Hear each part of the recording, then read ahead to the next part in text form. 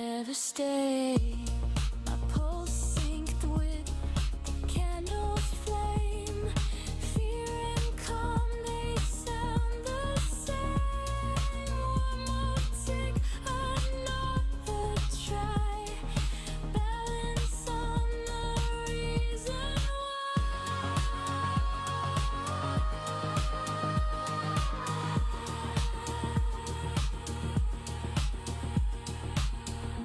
Risk is a rhythm. Patience, a sound. I breathe between the bars of now and next. I'm trading futures, sharing time. Fading lines through liquid signs. Every loss and every climb. All dissolve inside the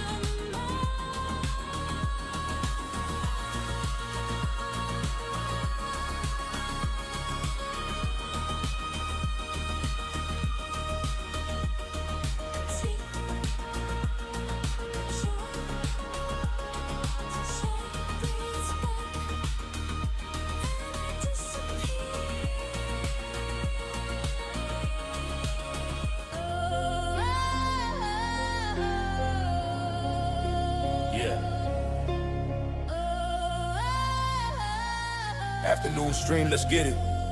Neon on the mic, yeah. Neon stepping in, yeah. Session wide awake. Night shift laid the ground. Matt set the play. Now it's midday money. Structure on the screen. Neon seeds acting holy, price moving clean. No FOMO type in the channel mode. We learned that lesson back in 24. Half gap buys when the market dips. DD bands bounce and we let it rip. Bulls on flashing like a warning light. If it's not a line, we let it slide. Patience, heavy, discipline, sharp. Room full of killers, but we play it small. When the clock strikes noon, liquidity rising, feel that boom. Calm hands on the play, red to green, we pivot that way. The room shows up. Yeah, the room shows up. Yeah. Yeah, volume builder, feel that shift. Market makers tryna midday drift. Fake break high, yeah, we seen that move. Liquidity pocket, we approve. Wish fan blowing when the entry's tight. Stops place clean, risk held right. Not gambling candles, we stacking skill. Consistency over chasing thrill. Chat moving steady, no chaos here. Green heart emojis when setup's clear. If we win together, we lose composed. Trust the system, the blueprints close. Yeah, yeah, the room shows up. Yeah, the room shows up. When the clock strikes noon, liquidity rising, feel that boom. The room shows up, the room shows up. Calm hands on the play, red and green, we pivot that way. The room shows up. The room shows up. The room shows up. The room shows up. Silence when the setup phones. Heartbeat with the market stones. One clean entry, breathe, don't rush. Midday pressure, but the room shows up. What up, fam? What's good in the hood? What up, what up? The room shows up, baby. What's good, people?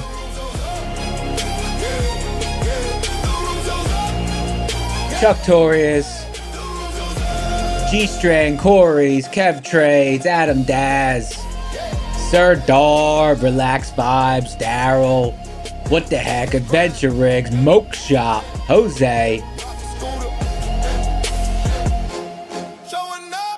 Abel Knights, Boosted Dime, Matoski. What's up, fam? What's good in the hood? Welcome to the room. The room shows up.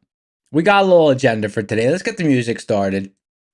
We're going to start off with a country song. There's not enough country songs. I like country songs. There's not enough country songs on the playlist. We got ourselves a little country song. Let's get started with it. It's actually good. Who out there likes country music?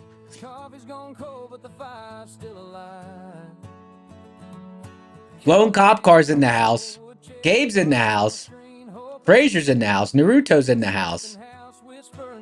Whale Cheese in the house. MS in the house. Milky. Mac Dabrowski. Mike. Hawk is in the crowd. You gotta have a long pause for that name. Derek. Relax Vibes. Abel likes all music.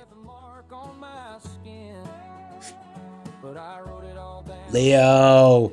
Rogue.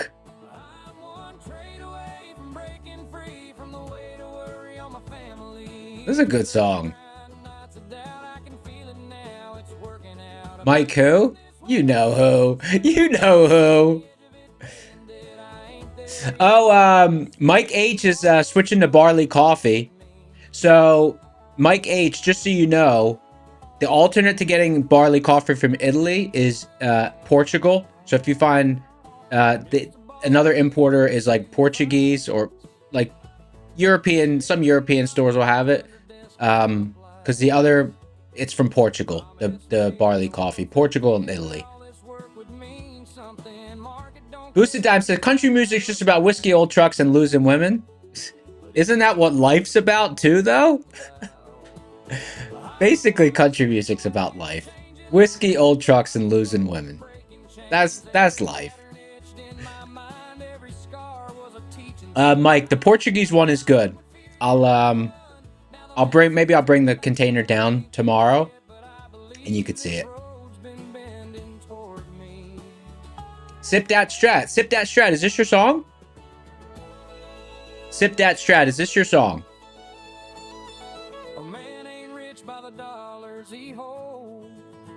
I don't know, because I don't really go on Discord, so I don't really know what everyone's name is on there.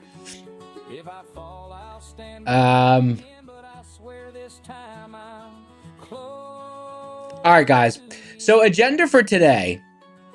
We're lights on already. The remote, listen, the remote, I've used it like 5 times. The battery already died. I don't know. All right. So, first of all, recency bias affected me this morning. I had a little recency bias from yesterday's session.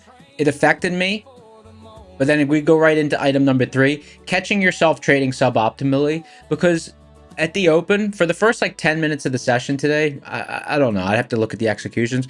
At the open, I was trading suboptimally. I was not trading in a place I should have been trading. I had some recency bias from yesterday's session.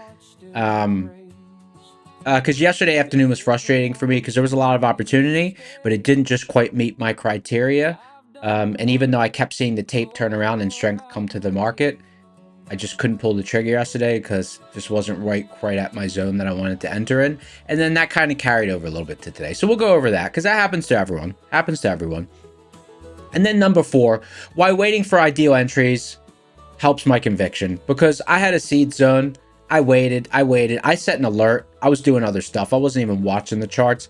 The alert went off. I pulled up the chart. We were right at the seed zone. I hit it. And that was the only trade that there really was.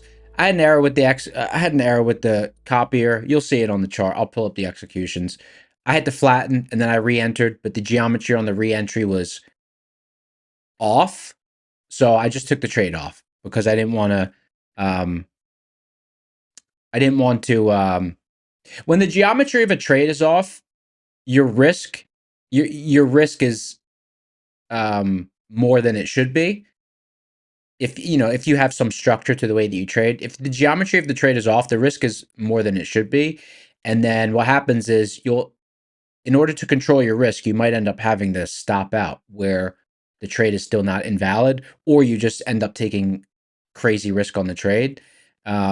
So when the risk geometry became off, when I re-entered the trade, I quickly recognized it and I quickly flattened because I said the geometry is off, and I just got to leave it alone. It was unfortunate because the trade was the entry was very good. The overall trade was very good. But anyway, I still extracted some out of it. Let's turn on a little house music to start.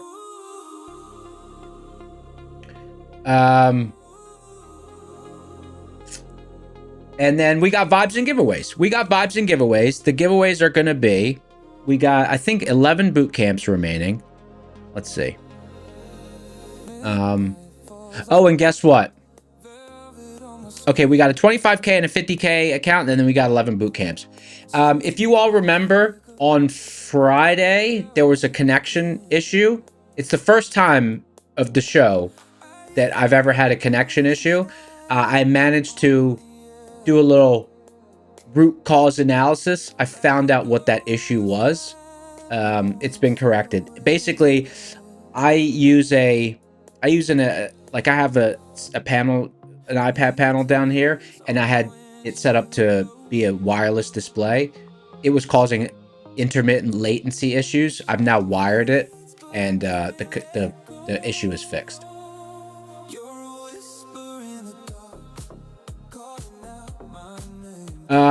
Okay, so let's go over the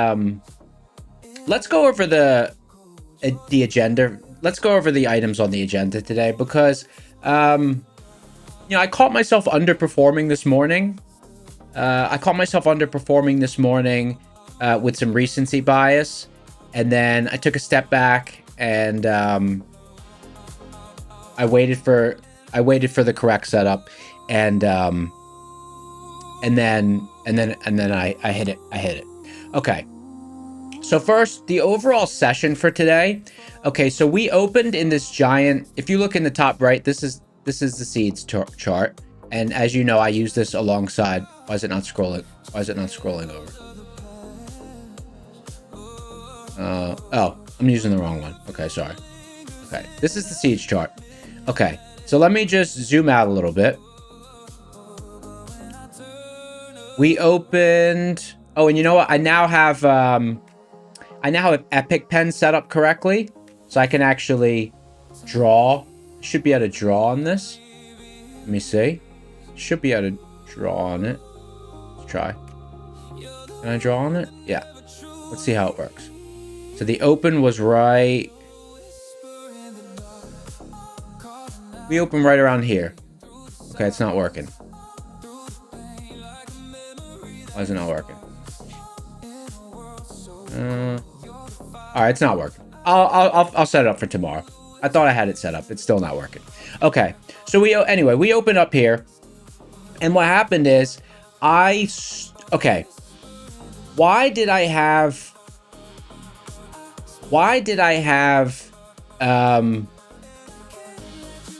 recency bias from yesterday? Okay, let's talk about that first. Yesterday afternoon, I came into the session, okay? I had a small red morning, and it was a very slow, sludgy start to the afternoon session. And I said, I really want to give us a volatile afternoon session.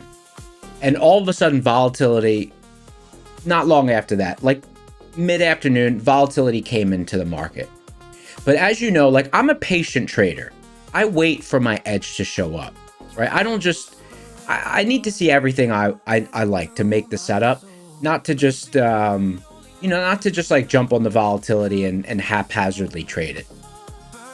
So what happened yesterday was that volatility came into the market, but I only saw half of what I needed to really enter. But the problem was I kept seeing it. And like, one of the things I like to see is I like to see the buy. If I'm looking for a long side, I'm watching the tape. I want to see buying step in, right? I want to see strength in the market. And we got to a point, we weren't quite at a zone yet yesterday afternoon. Like, use today's zone as an example. See where my crosshair is? We got to about this distance from the zone. Tape strengthened up. I had my finger on the buy button yesterday, and I didn't press it because I'm like, you know what? Like, we're not where we need to be. My geometry on the trade is going to be off. And that happened like 2 or 3 times yesterday afternoon. It became a volatile session, and I just didn't get my setup. And all 3 times that I saw strength on the tape and was right on the edge of jumping in, I said, nope, not at the right price level. And the market went without me. And it happened 3 times in a row yesterday afternoon. And, you know, it just kind of frustrated me a little bit. So then what happened today? How did that carry over today? Because recency bias is, it'll pop up every now and again. Recency bias is like when you treat the recent events, you heavily weight recent events more than you do all of the events, you know? So like yesterday, I kept seeing strength on the tape, kept missing these great opportunities. But was it a really great opportunity? No, because we weren't quite at the zone. Okay. So then what happened? It carried over a little bit into today. Because what happened, let me show my executions.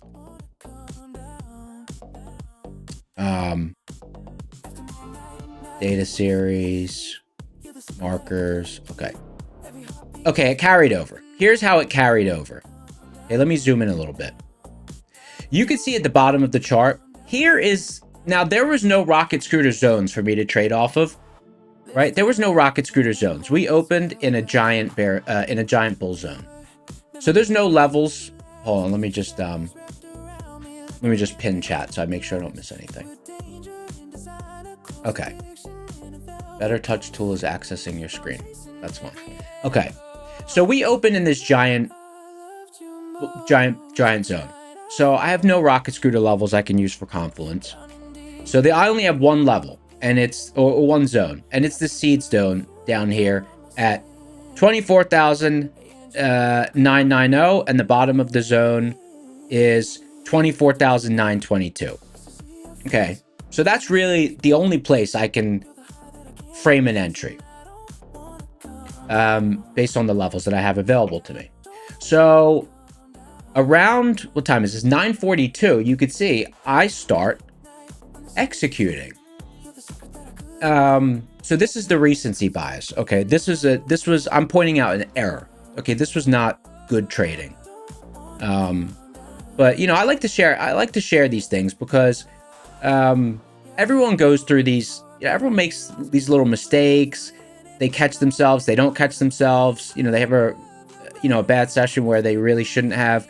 So I like to share these because I think someone can get something out of it. So I had some recency bias. We're in this giant stable block. We opened 250 points above the top of the zone. So I'm like, we got 250 points to get there. I'm like, are we going to get there? Is this just going to end up being a no trade day, which is fine. But I had that bias from yesterday and I carried it over. Not good, but true. So I start seeing strength on the tape around 9:40, around 9:42. Okay. So you can see here, like my entries were good. Like I had a good read. I saw strength on the tape. I executed to the long side. Okay. But then I cut the trade because I didn't have conviction. Because I'm like, no, like what are you doing?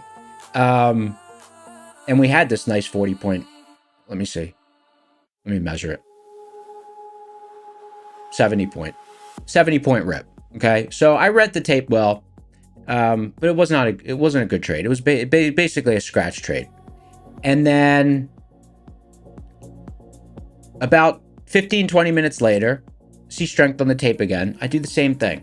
Okay, this is again recency bias from yesterday and recency bias from this.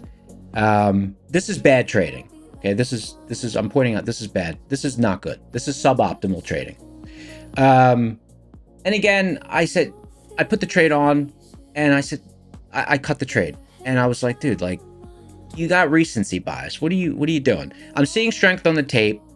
My zone is 150 points down still at this point, maybe 200 points down. And I caught myself. I recognized, like, you got recency bias. You are underperforming. Okay. And I immediately got critical of myself. I'm like, dude, you're underperforming. This is whack. Okay. What are you doing?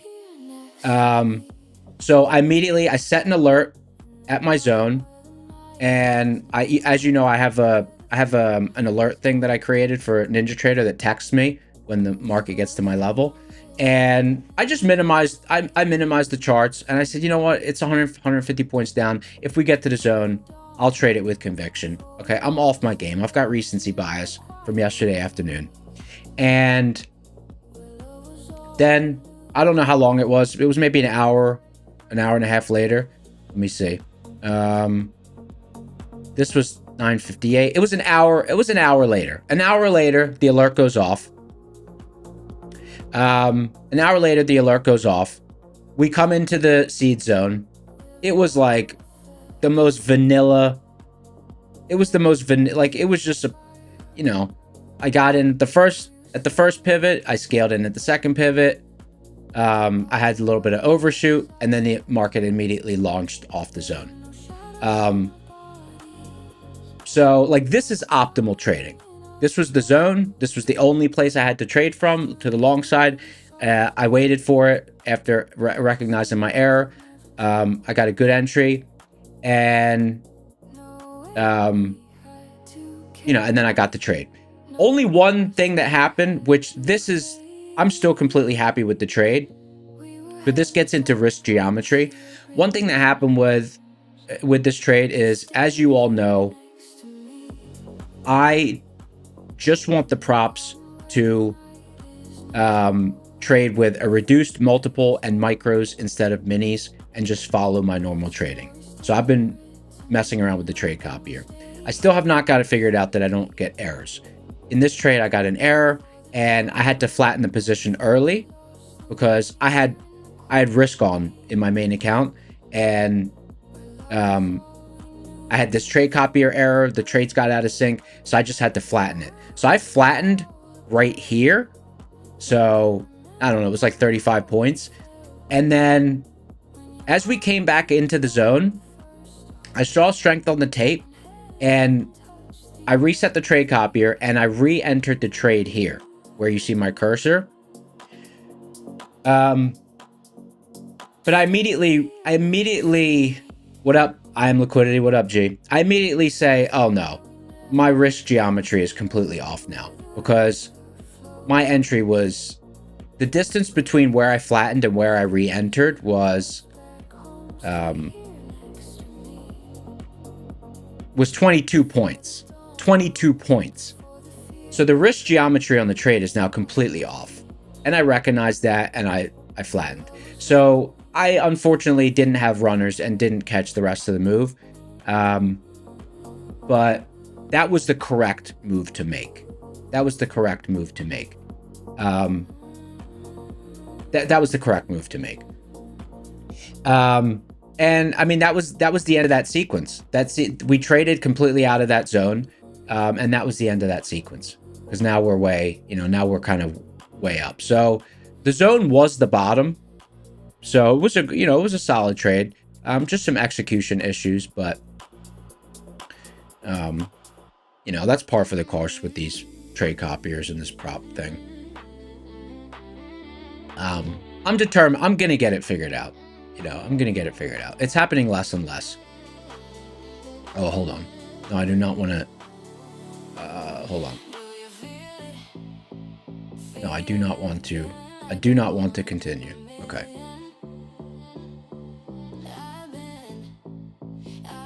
Okay. So that's the overview of that's the overview of how that recency bias crept in, how I caught myself, how I waited for the correct zone, for the correct level, and then how I hit it, and it ended up being so far low of day. So the seeds level was very, very good today. Sortie said, how do trade copiers work with NinjaTrader? The one I'm using is called Replicanto. How do they work with NinjaTrader? At this point, I wouldn't say they work with NinjaTrader. But whatever. Captain Jack said, you just heard that term yesterday. Can you explain what risk geometry is? Absolutely. Risk geometry is very easy to explain. Very easy to explain. Okay. So I was trading this zone down here. okay? I was trading this zone down here. Now, the targets when trading the zone down here, okay? This is not an exact science. This is just approximate areas. But the, let me draw an arrow. Okay. For this level, okay, the way I typically structure and draw the trade, for that level, this is the ultimate, you know, target stopping point, right?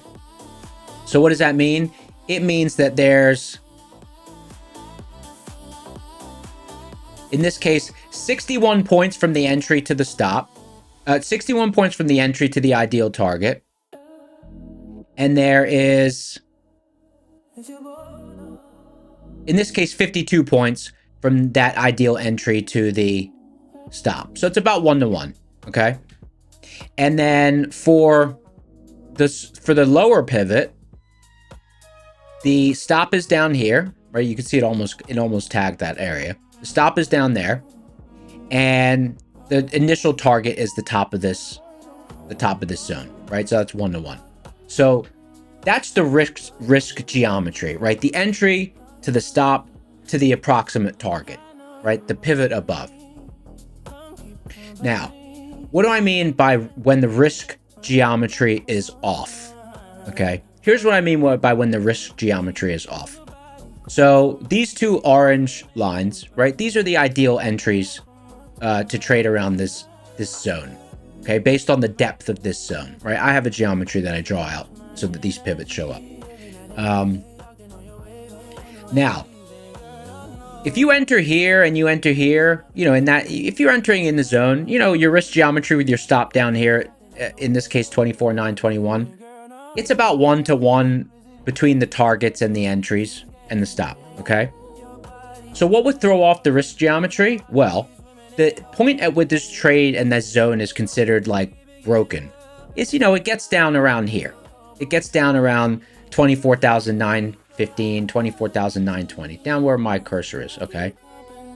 So the risk geometry will be off what if your entry is up here, right? Because when I re-entered the trade, because I had the issue with the trade copier, when I re-entered the trade, let me show the executions again. Hold on.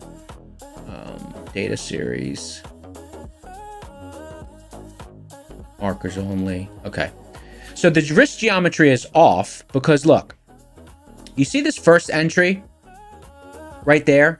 That risk geometry, okay, I'm risking down to here. Okay, it's about whatever, 50 points. And this second entry, the scale in, where I add more size, the risk, it's like 35 points down to the stop area. Okay. So when I had the execution error with the trade copier, and I had to flatten the position, when I re-entered up here. Okay, now the risk geometry is way off because look how far the invalidation point of the zone is. It's all the way down here. So I got two choices. Trade with a completely wrong and totally off risk geometry, meaning, I mean, the zone's really not invalid until 85 points lower. And I mean, ideally, like, I think that the market's going to have a pausing point here at 25,031, which you could see it did, right? So that's what it means by risk geometry is off, right? You're entering at the wrong spot. If your entry is at the wrong spot, it doesn't move the invalidation point of the pivot that you're trading, right? It's not like you get in higher and all of a sudden the invalidation point for the pivot that you're trading around moves higher with it. The invalidation point for the pivot that you're trading stays where it is. So your geometry is off. That's what I mean. Hopefully, it's basically just an inefficient entry. Does that make sense? Hopefully that answers the question. I mean, to simplify it, like too long didn't read, it means you got in at a bad price.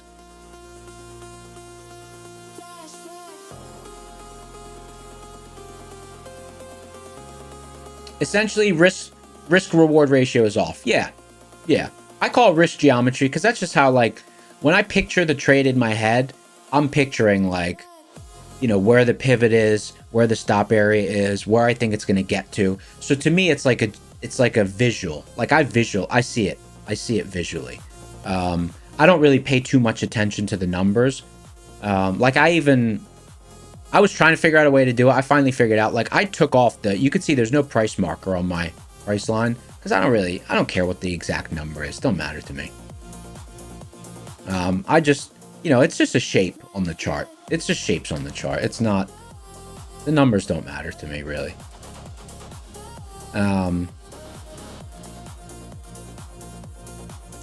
Okay, so Suret's asking about, can I show the rocket scooter pivot? So today was a rare day where, unfortunately, there wasn't any pivots I could trade off of. Because rocket scooter platform, usually there's a lot of zones. Here, let me just go back to, like, let me go to a 1 hour chart and you'll see yesterday's session. It should update. Just give it a second. Usually there's zones and I'm trying to match them up with seeds. That gives me extra conviction. Today I only had the seed zone. So there was no rocket scooter level I was waiting for.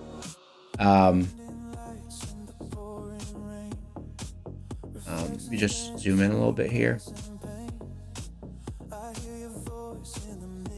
And it's on a 1 hour chart just because I wanted to show the historical zones. But if you were actually present for yesterday's session, you would have seen these levels getting interaction. But like, see yesterday, see how much, like, there was a pivot called monthly hedge pressure that the market bounced off of. There was a bull zone that the market found some support at. There was a bear zone that the market squeezed through. So yeah, like yesterday had a lot of levels. Today was just a day where there wasn't, you know, there just wasn't, we were just in a big zone in rocket scooter today. Not common, but you know, it happens. So I was relying only on seeds today. How did I mark off my trading zone? Well, so the zone is created algorithmically, and then the way that I mark it is, if the zone is very shallow, I'll mark the geometry as if the zone is like 67 points deep. In this case, the zone was a little bit shallow, so I marked the geometry of it as 67 points. Now I used to use historical ATR to decide what the default depth of those zones should be. Lately I've also been referring to the risk interval, because up until a year ago, I didn't have access to, less than a year ago, I didn't have access to the rocket scooter risk interval. Now that I do, I like to use it because it has structure, and I know that a lot of effort went into reverse engineering CME span, and I know that risk interval is a meaningful number. So in addition to my old method of trying to find what I think a meaningful zone depth should be, I also use about 26 to 27% of the current risk interval on the instrument. Like current NASDAQ risk interval times 26%, I believe it's 66 points. So then, you know, it matches up.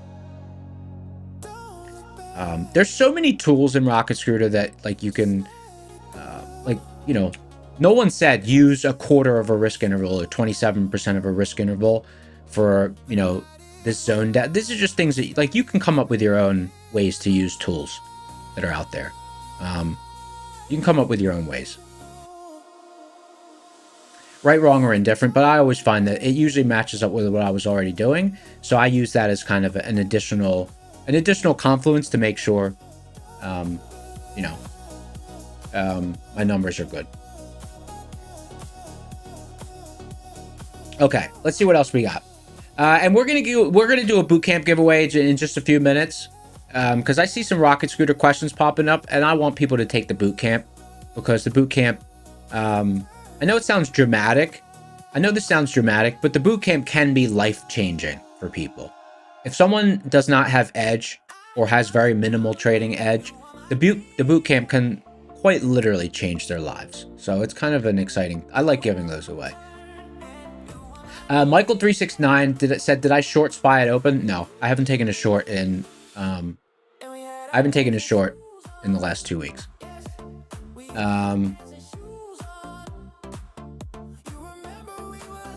Let's see. Oh, look at this. I Am Liquidity said you measured it out and we dropped one risk interval off the open before we bounced on NQ. Well, look, so that's cool. I didn't know a risk interval lined up with the zone. That's awesome. That's cool. I should probably, maybe I should start marking that out. One risk interval off the open instead of just one risk interval off the close, which is DD band.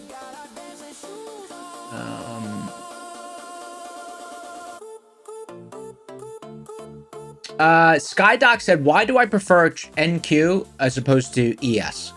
Actually, there's one most specific reason, and that is because NQ has more resolution. And by resolution, I do not mean that trades resolve more. What I mean is that for the same amount of movement, there are more ticks. So like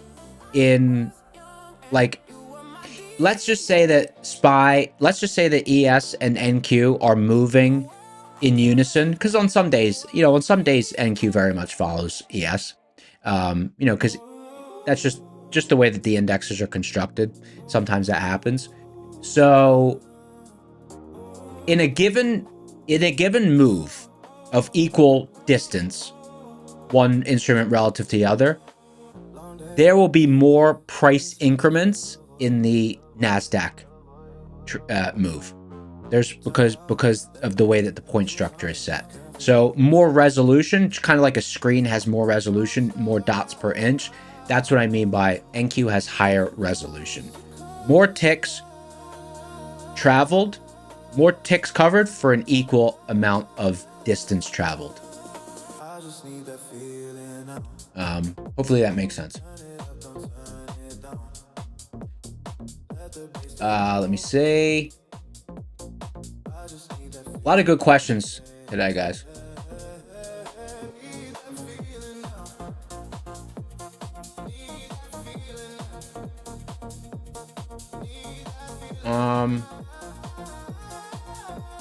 Like a lot of people say like NQ's more volatile or whatever. That's not why I favor NQ. I favor NQ because it has more resolution. More ticks per distance traveled, and because of the way I trade and I watch the tape, that is something that's beneficial to me.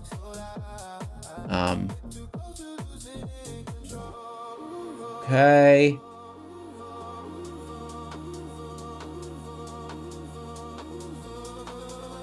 Skydoc, it does not lessen the risk.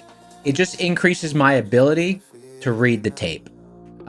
Which is not an essential skill. It's just something that I do as it's kind of second nature to me. It's something that I like. I just do that. So it's easier to do that on things that have more resolution, more clicks, right? So it's kind of like it's more fluid price movement when you're watching the tape. Okay, how are DD bands defined? DD bands are defined. They are one risk interval from the previous day's close, up and down. They're predictable high volume pivots. They have a high chance of margin call when they are reached. One thing I don't know, but maybe one day we'll have statistics behind it. Maybe we could do it. Maybe you could do it with AI or something. One thing I'm personally interested in is if there is a mechanical difference in how they react if price arrives at them quickly versus if price creeps up to them.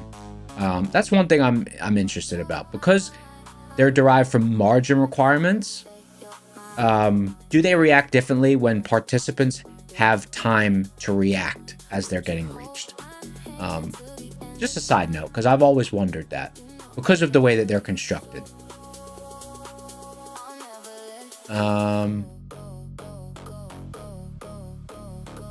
See a lot of green letters. Jaybirds, something going on about memberships. Jaybirds, are you trying to subscribe to the Rocket Scooter platform? Jaybirds, if you're trying to subscribe to the Rocket Scooter platform, let me know and I can point you in the right direction. Seems like you might have done the YouTube subscription instead. Thought that was it.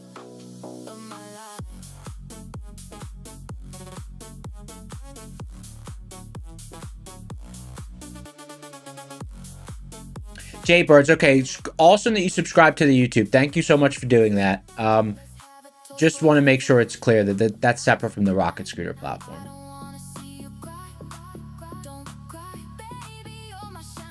Okay, it does sound like, okay.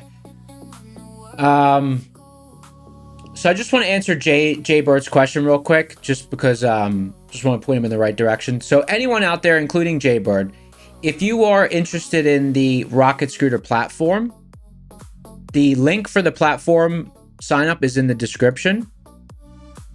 It is rocket.place, I believe. Yeah, it's rocket.place.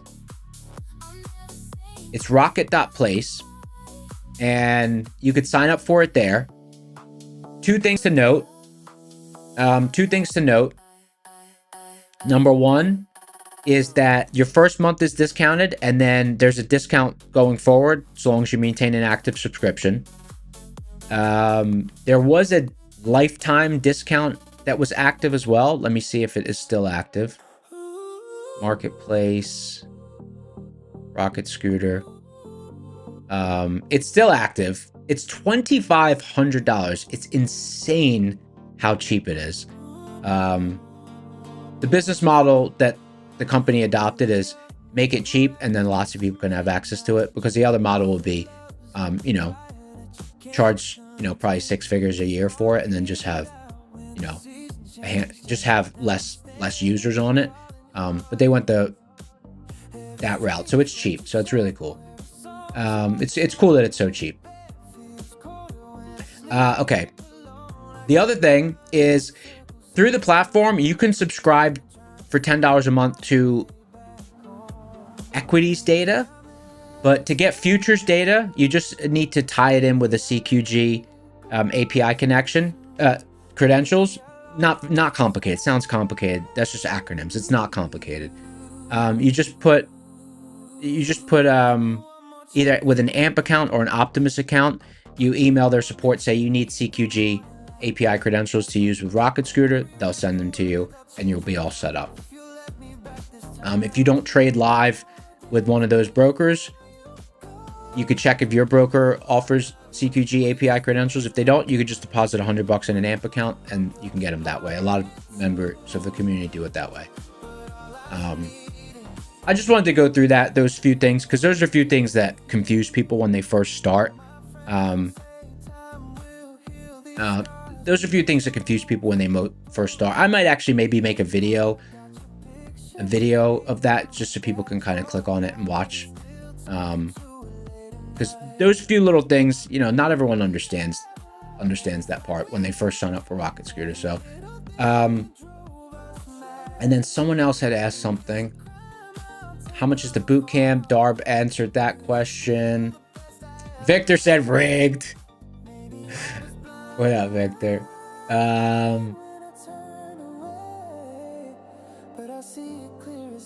Okay, cool.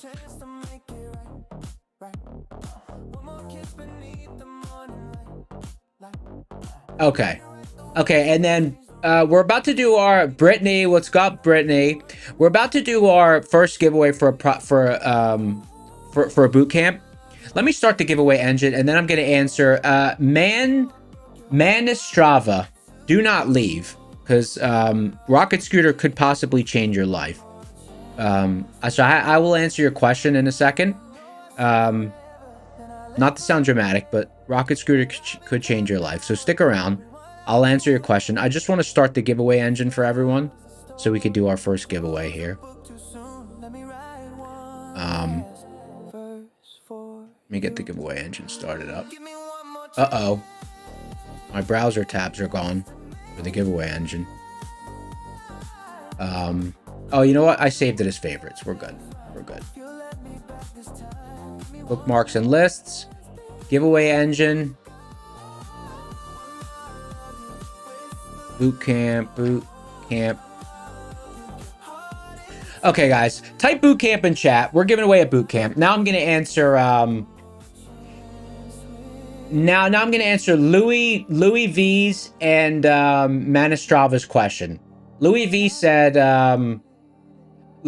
said, first time here, what is the strategy you guys use? This setup looks cool. And Manistrava's asking about, Manistrava sounds like doesn't yet have edge and is looking for something to give you edge or increase your edge. Okay. So the platform that you see in the left side of the screen, this is called Rocket Scooter. Okay. So this is a platform that, short version, at the beginning of the session, it draws levels on the chart. The levels have statistical edge. Okay. Undeniably, the levels have statistical edge. In addition to the levels, there's also a strategy completely constructed by Matt, aka Matoski, aka Matt, who's the inventor of the platform, who also teaches the bootcamp. He has a whole strategy that he constructed around this platform and levels that he invented. Okay. Part of the strategy you could see you see the agenda above me.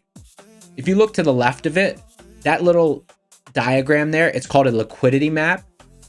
That's part of the strategy. It's kind of an instruction manual on how to trade a particular session based on the way that the levels are showing up on the chart. Today happens to be a rare day that the levels are somewhat out of bounds.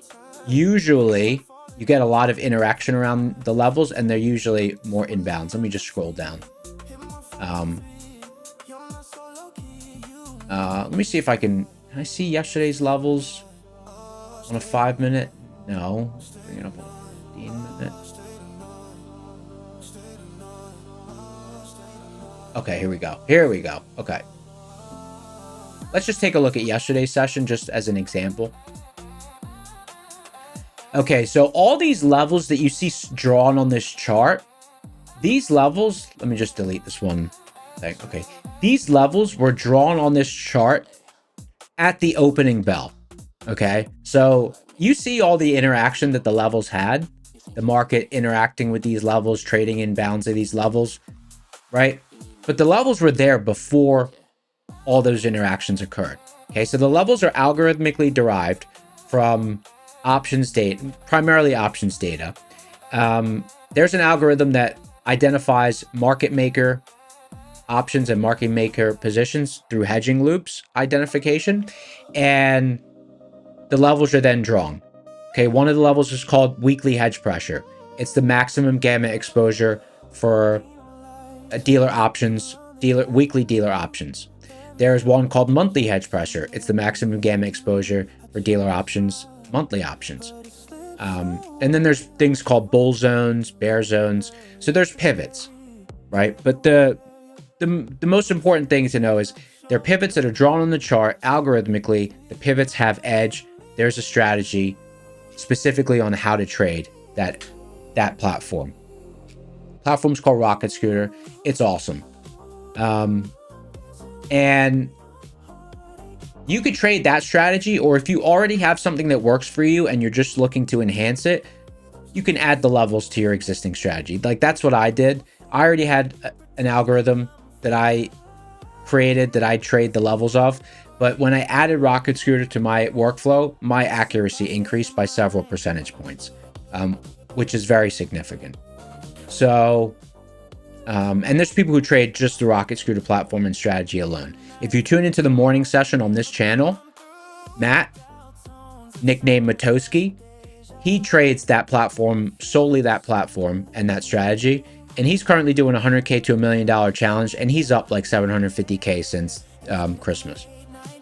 6 to 700K. I don't always know exactly where the balance is at, but I know he's over halfway there. Okay. Let's see what else we got. But yeah, that's it. And then there's a boot camp. We're giving away a boot camp, but the boot camp's only $20, right? He's not trying to fleece people for $6,000 to teach a course or anything. He's just trying to get the information out there. So the course is basically free. Let's see if I missed any questions. Darb, take it easy, brother. So hopefully that answers the question. Rocket Scooter's the platform.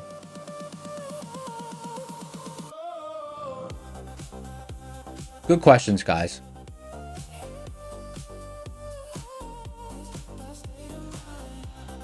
Louis said the levels are out of bounds because the pump put us at a new price.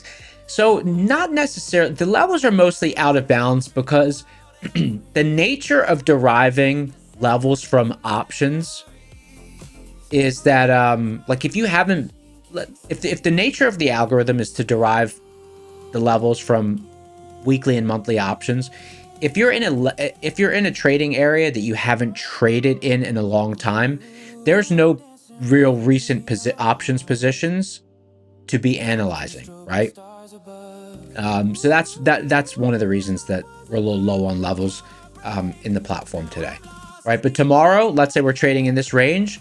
Well, there's weekly options trading today. There's monthly options trading today. So tomorrow there'll be levels in this area because there will be positions that have been interacted with.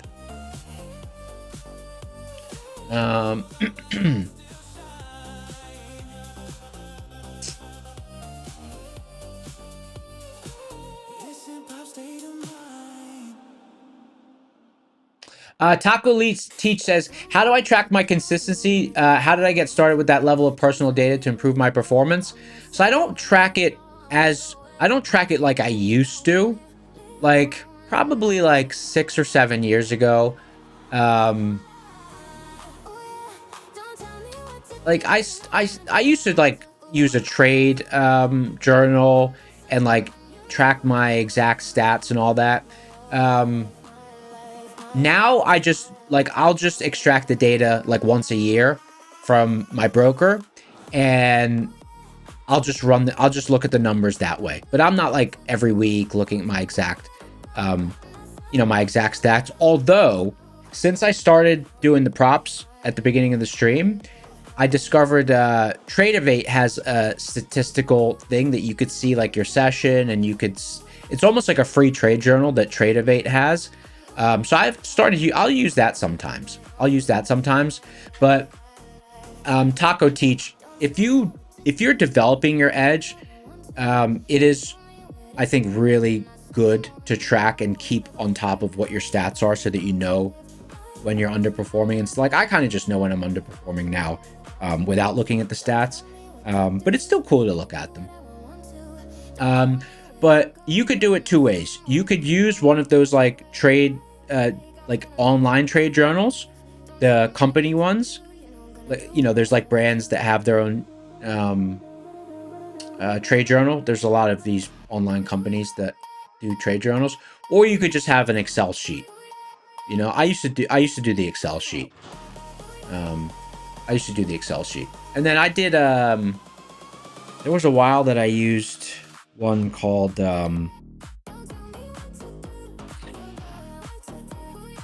Trade. It's not called Trading View. It's Trading something. I know that probably doesn't help. Let me look it up.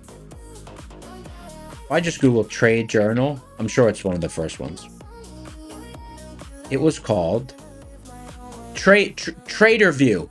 Trader View is the one that I used for some time. Trader View.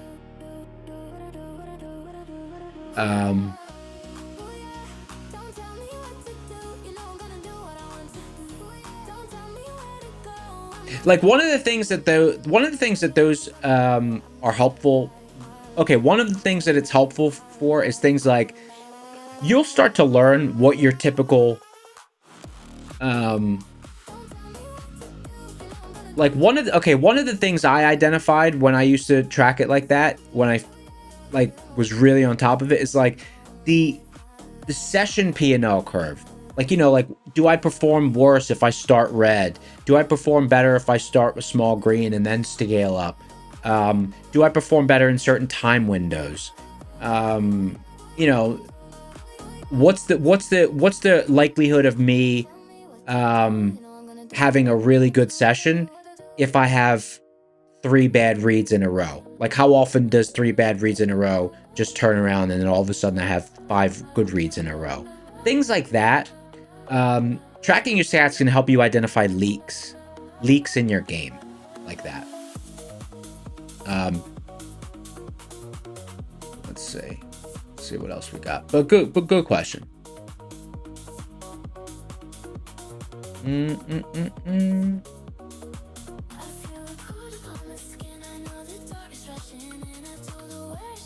Seeking success, you spent 6K on a trading course? That's tough.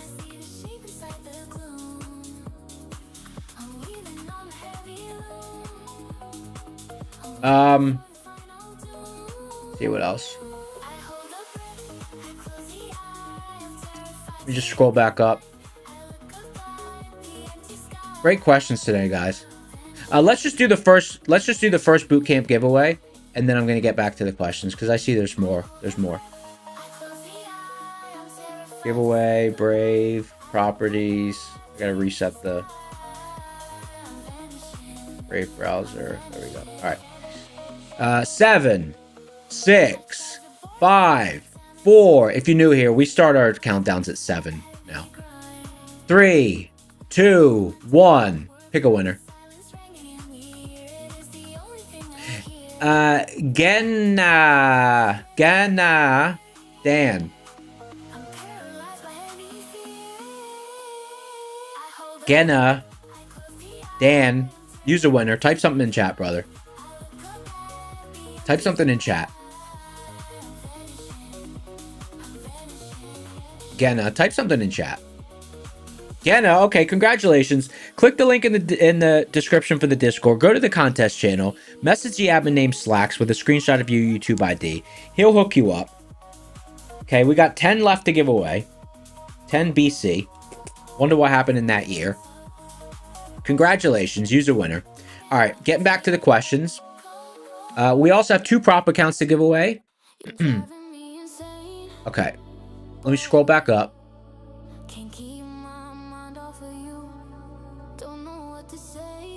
Almost 100 points down so far and 20 back up. Didn't hit your second stop TP yet.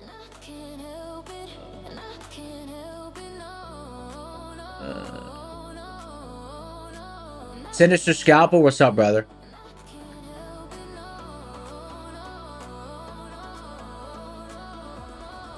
Oh, I'm Liquidity has an interesting thing. So I'm Liquidity said you used to record your screen and audio when you were about to enter a trade and explain why you were taking the trade, and then record the outcome of the trade, stop loss or TP, and how I felt. So that's cool. And that's actually something that honestly, speaking your thoughts out loud can reduce revenge trading, because it reduces it. Speaking out loud, scientifically, of course, it's not an exact science, you know, because we still don't fully understand the brain and the body and the connection. But there's studies that show that speaking out loud your setup like that keeps your prefrontal cortex engaged and can reduce the chance of your prefrontal cortex going offline and you entering fight or flight mode. Because a lot of revenge trading is because traders have what's called an amygdala hijack. Their prefrontal cortex shuts down and their amygdala starts making their decisions, and you have a drastic drop in IQ when that mechanism happens in your body. So that's cool that you talk out loud when you're still not a bad idea to do it. Some people do it.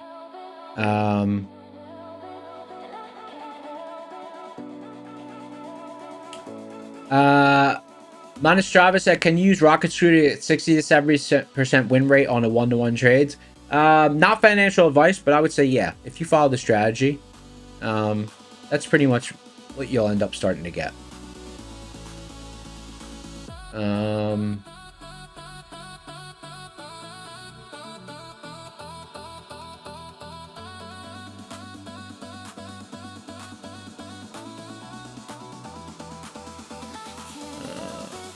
I saw a question about paper trading. Scroll up.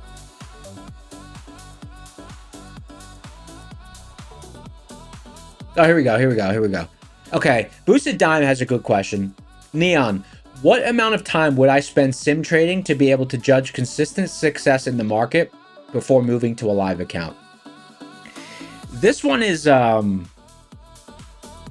difficult because when I started trading, I didn't paper trade. You know, I don't know. I was just I was stupid. You know, I had some, I don't know. I had unrealistic expectations when I started.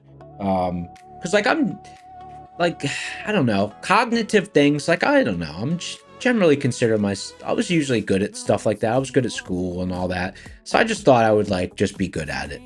And you know, I just whatever. So I didn't really paper trade. But I lost. You know, I lost. No one starts trading and just starts making money. So paper trading is good for learning, like, to press the buttons and just learning a little bit about like watching charts and getting that kind of feel for things. And then from that point, like, that might only take a few weeks, you know, maybe even less than that. It might only take a couple weeks, like, you know, learning the buttons, learning like how stops work, all that kind of stuff. And then people generally go on two different forks. Some people then quickly move to putting on some sort of real risk, whether it's prop risk or small risk in a real account. The reason being because then you start to have the psychology part of it, which is, you know, so much of what trading is. And then some people go to keep paper trading a little bit longer because they want to build consistent stats, and they almost like they want to know that they mechanically can have edge with good stats, and then they switch to live trading and figure out the psychology part of it. And it's almost like they lean on the fact that they know that they can have positive edge if they do things mechanically, and then they can kind of separate the, oh, I'm underperforming because of my psychology versus, oh, I'm underperforming just because I have no edge. So it's a different fork that people follow. I only have experience with the fork of having on risk very, you know, from the start. So I don't know. I don't. There's no right answer to that. You know, I think that I think you can. I guess you can make a case for both ways. For both ways, but it's very important to note that you know, there's no amygdala active. There's no psychology is different when you're paper trading, but you are getting used to the button presses. You are getting used to the mechanics of it, and you are discovering whether what you're doing, psychology separated, has mechanical, like, has edge. Yeah. Good question though.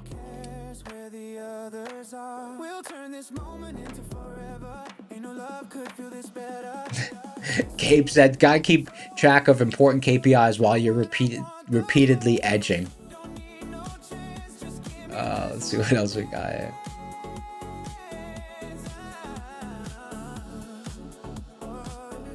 Love the questions, guys. I love interacting with chat, so it's really cool that you guys had all these great questions today.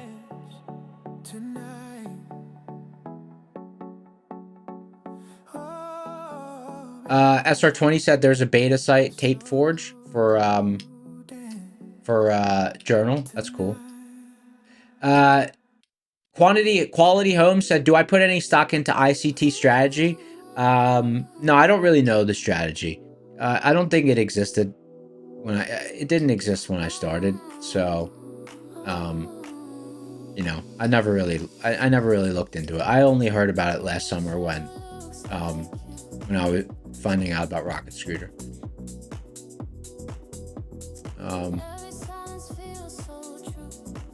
Michael said, the shorts look good from here.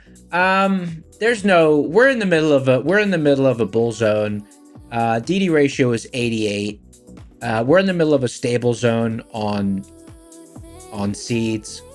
To me, this is just like the most I could garner from any directional move here is 55% edge. It's basically a coin flip from here for the way that I read the market. There was one spot with edge that I had available to trade today, and that was where I traded from. I mean, I took some, I did take some entries earlier in the morning, but it was not good trading. And if you were here earlier, I kind of went over that. I had some recency bias from yesterday, and I was a little bit eager at the open today.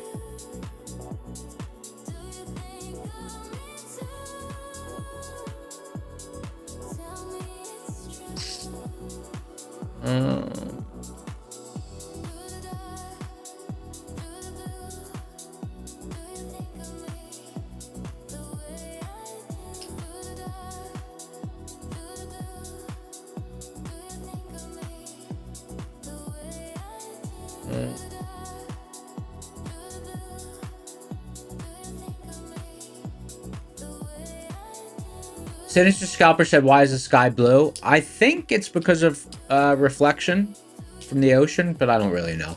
I'm pretty sure it's something to do with reflection. I believe it's reflection. Yeah, it's reflection. Good question. No, I'm just kidding. He did really ask that, though.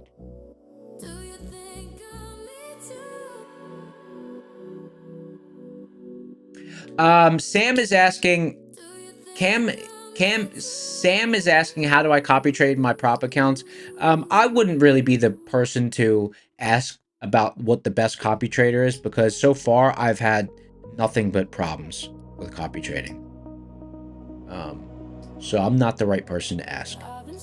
But right now I'm using Replicanto.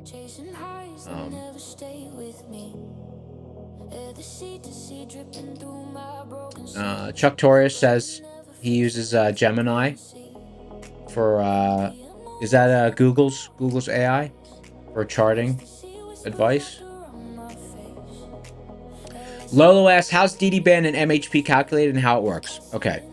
DD band is one, first of all, I'll say what it is and then I'll explain what the risk interval is. DD band is one risk interval, which is a price distance. One risk interval up from yesterday's close, one risk interval down from yesterday's close. It's a predictable high volume pivot. What is a risk interval? Risk interval is a price distance that is derived from the reverse engineering of CME span. So it's derived from margin requirements. And then you said, how's MHP calculated? MHP stands for monthly hedge pressure. It is calculated by, there's an algorithm that filters out dealer options, and it calculates the maximum gamma exposure for monthly dealer options. It's also a predictable high volume pivot.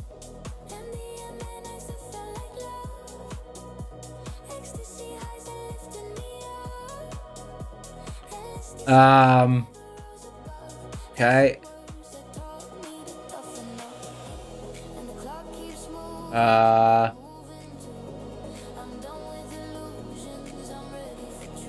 Good question. Good question. Info Doctor said you get slippage issues with copy trader. In my opinion, better to scaler in or use built-in trade copier. Yeah, but that's not going to work for everyone. That's not going to work for everyone because of the way I, that's not going to work for everyone.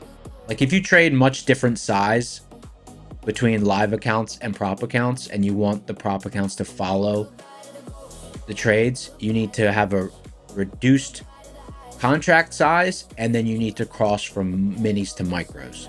That requires a trade copy. I don't think you could do that just simply in TradeEvade.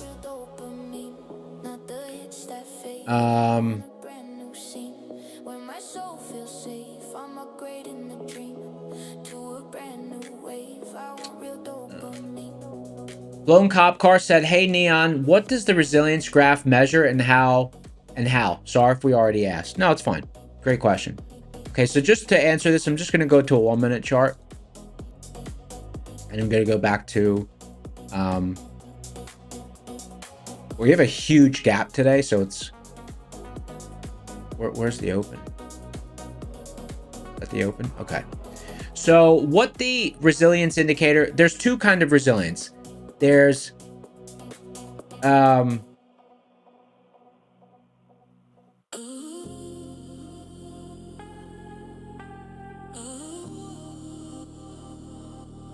don't know what's going on in chat. Okay, so there's two kinds of resilience. There's gap resilience, and then there's hedge pressure resilience. So gap resilience is the first one I'll go over.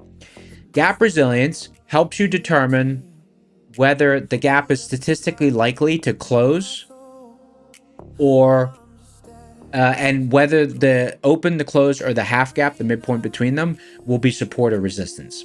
Okay.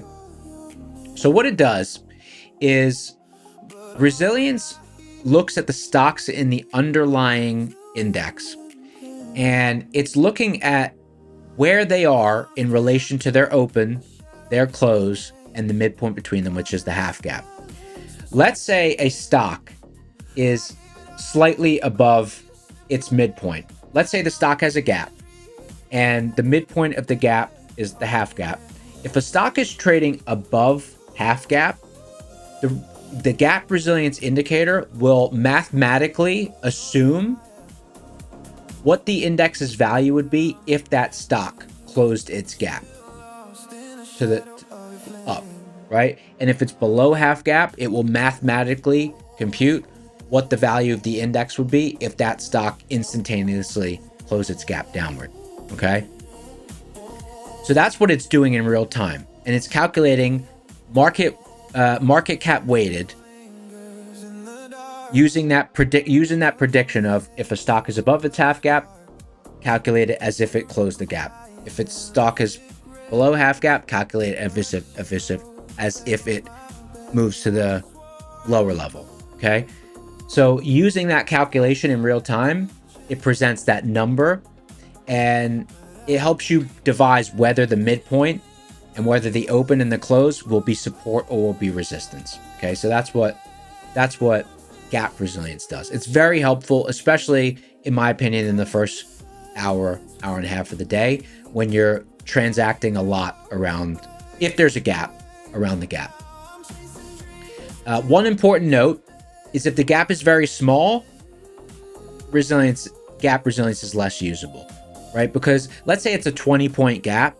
Well, what's 20 points? You have an indicator that's going to help you predict a 20, like what's happening in a 20-point range.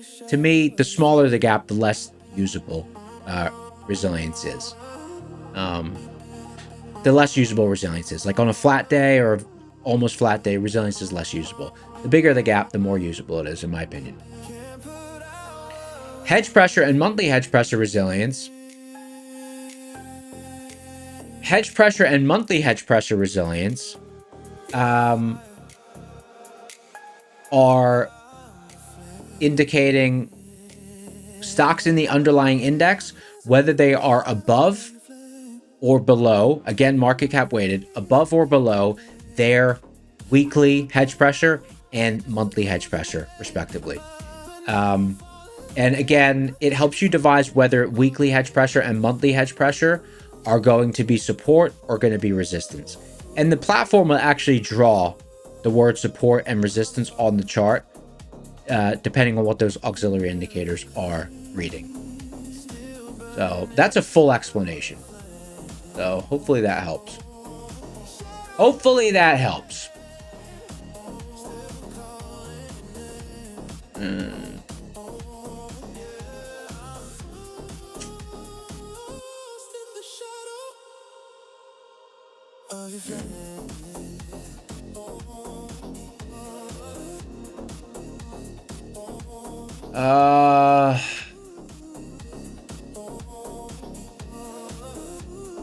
Blown Cop Car said it makes sense that it doesn't move as as it does first thing after the open. Yeah, because think about it. Okay, at the open, all the stocks in the underlying at the open, more stocks are trading around their gap, right? And then some of those stocks will start trending. Some of those stocks will be out of bounds, like they'll be above their above or below their open and close. So then they're neutralized in the calculation. The city's cold and unforgiving, like the silence in your eyes. I've been driving through the Okay. Good questions today, guys. unforgiving sky. Every mile just brings me closer to the truth I couldn't face.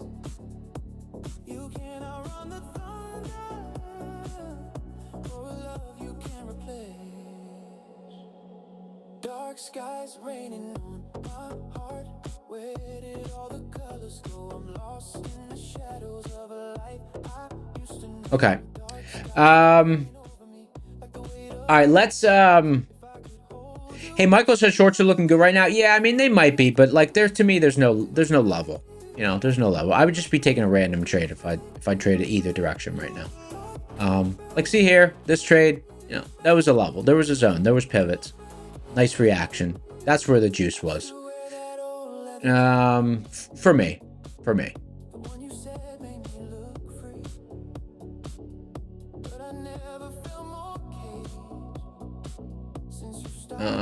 Let's see.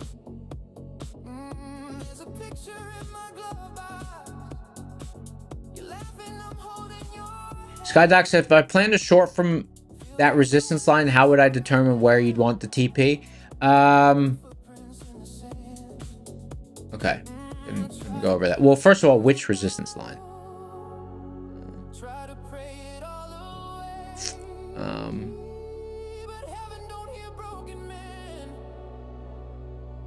Skydoc. Oh, okay. I see what you're saying. Okay, on ES. Got it.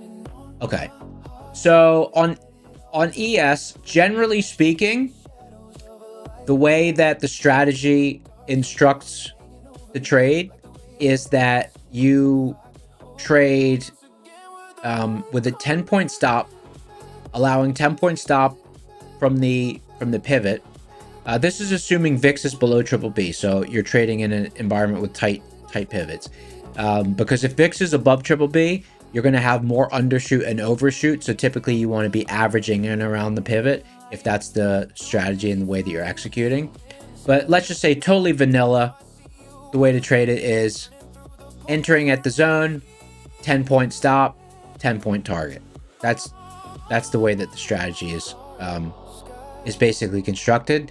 The 10 points is because it's the equivalent of one strike distance in S&P. However, there is a time where you would deviate from that, and that is if the largest 1-minute candle within the last hour is greater than 40 points. In that case, the strategy says use that distance. So if there was a 65-point candle 20 minutes ago, then you know, the strategy says, oh, not 65 points, sorry, we're using ES. If there was a 14-point candle 20 minutes ago, then the strategy says 1-minute candle, strategy says use a 14-point stop. That's what it says. Oh, look, we're getting back down to the zone.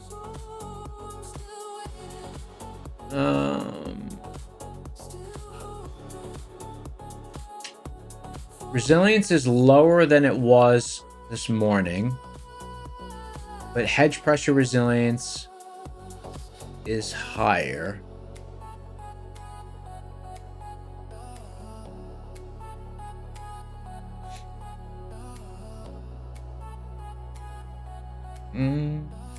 Keep an eye on it when it gets down to this zone. Let's see if we got any other questions. Let's see.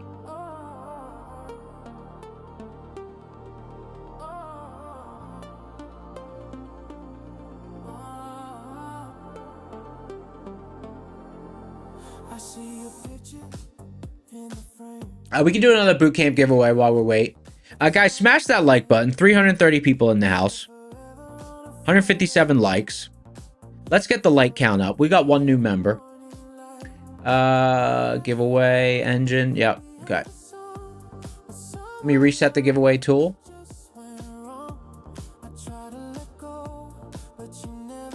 Boot camp. All right, type boot camp in chat.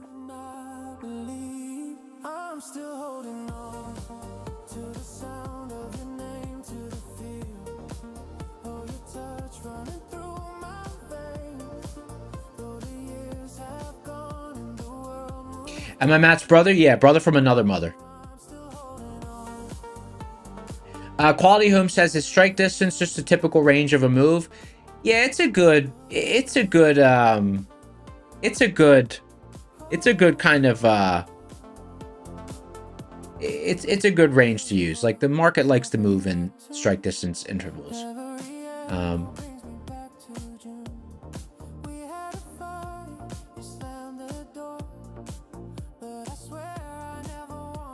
You can also use a portion of a risk interval. Risk interval is something that I pay more attention to.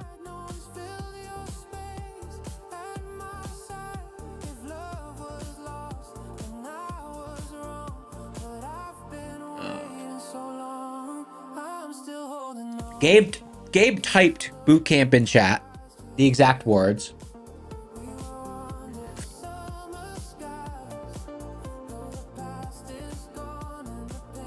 Oh, Louis said, what is a strike distance interval? So basically, you know, in S&P, there's between the options, right? That's the strike distance. So if you take the distance between strikes and you convert that value to a price increment in futures, it comes out to 10 points in ES and 40 points in NASDAQ. That's just what it comes out to.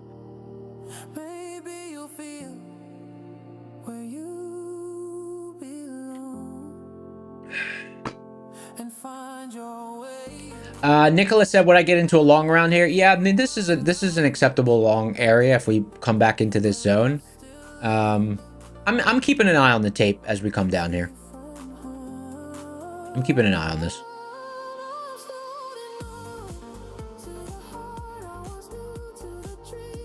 Louis, there's nothing really to, I don't know if there'll be anything really to read on that. It's just if you take the distance between strikes as a dollar value in the ETF, if you convert that dollar value to what its equivalent distance would be in the futures, it comes out to 10 points and it comes out to 40 points. That's all.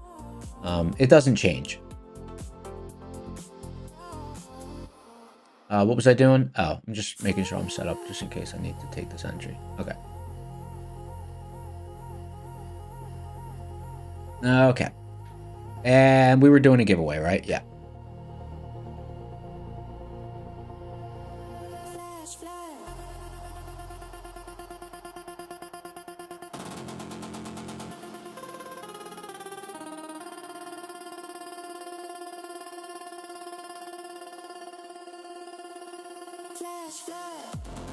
He had a red line at 24,806. Well, I mean, I got a seed zone down there, so I'm not really bothered. I have a seed zone that's 24,806 would be a pivot in the seed zone, so not too bothered about that. Usually, you know, usually those line up with seeds.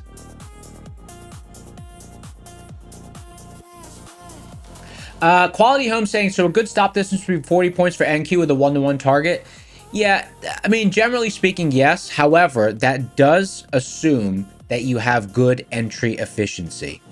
If you're entering at a good place, this is not financial advice, but if you're entering at a good spot to enter, where, you know, you would know if you're right or know if you're wrong because you're entering a good spot, you know, because if you have a bad entry, like if you get in 20 points higher than you should, then the invalidation point is now 60 points from your entry, not 40, you know? So your entry efficiency is important as well. Let me just watch this. We're moving into the zone.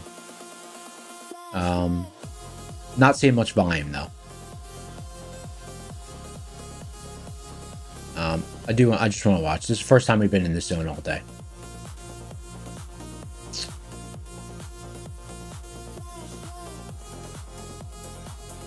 No volume.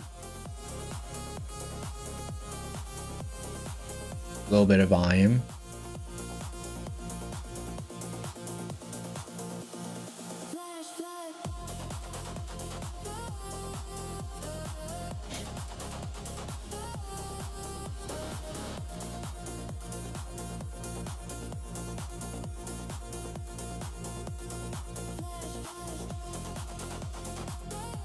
Prop account. We are doing a prop account giveaway today. We have 2 prop accounts to give away.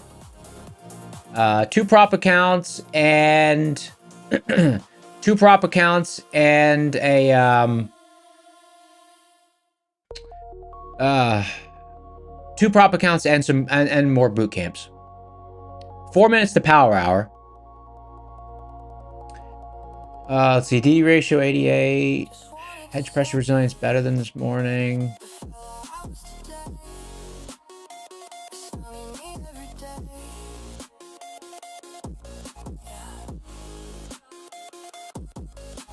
What's going on? My chart's locked up. What's going on?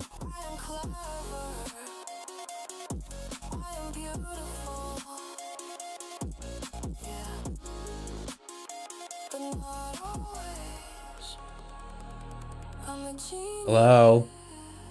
But you can never tell. And I'm focused when I'm not in hell.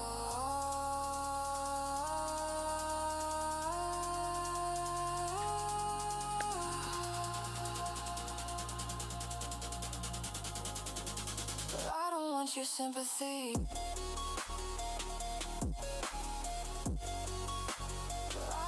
Can you guys still see me? Test.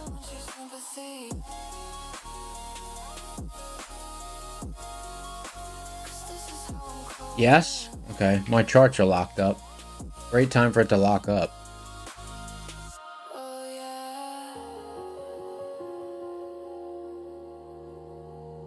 Okay. Okay, here we go. Okay, back up.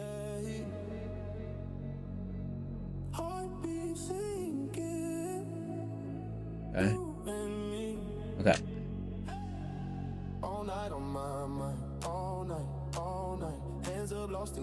Okay, there we go.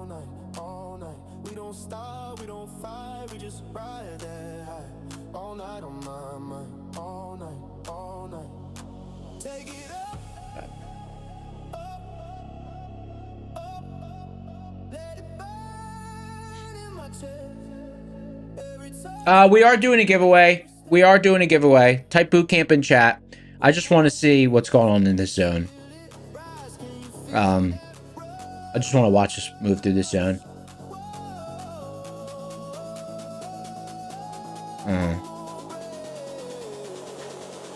Just because we haven't visited this zone since the morning, so I just want to see what the tape looks like as we move through it. Because this might end up being this might end up being an important spot on the chart for the next few sessions. I mean, you never know, so I just want to see what's going on here.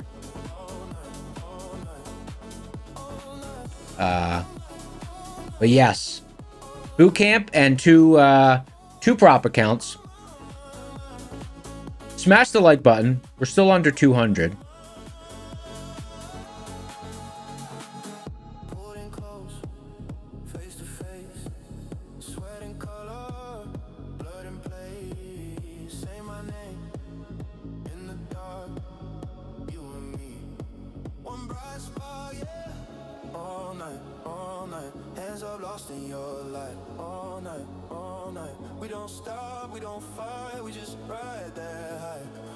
Quality Home said you stop using Ninja because of the lag and glitches. Yeah, unfortunately, I can't stop using it now because my algorithm is written in it.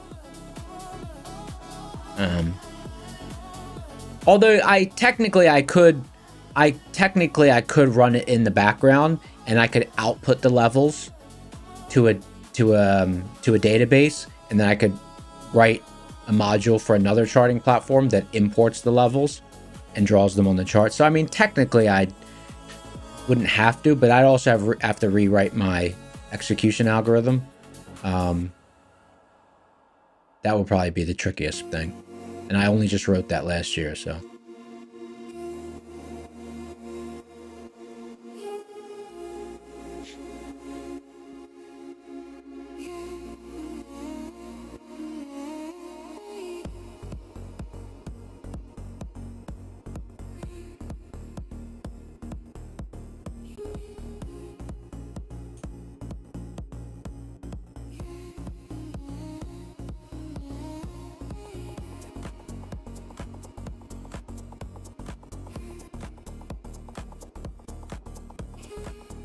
Yeah, kind of coin flippy here. All right.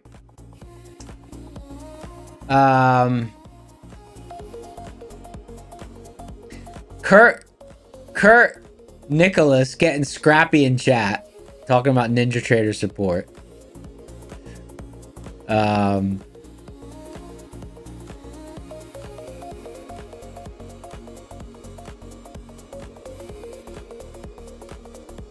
Okay.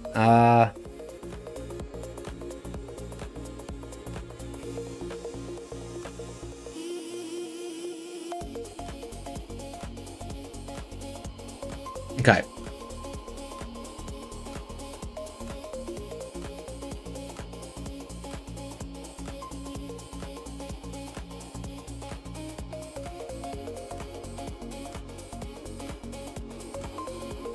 Quant Tower seems to be good. Okay, let me bring up the giveaway engine. Hold on.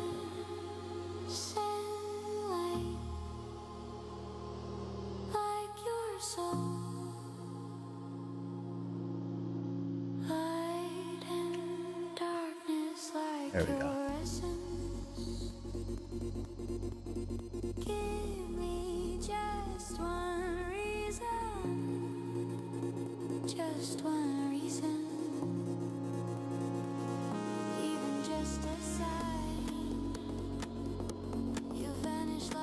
Okay. Giveaway engine. Okay. Boot camp. Here we go. 7, 6, 5, 4, 3, 2, 1. Pick a winner.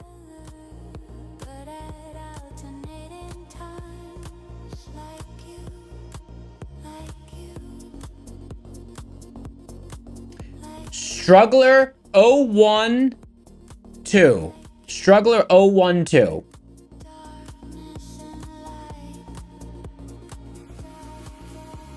Struggler 012. Use a winner. Type something in chat. Struggler 012.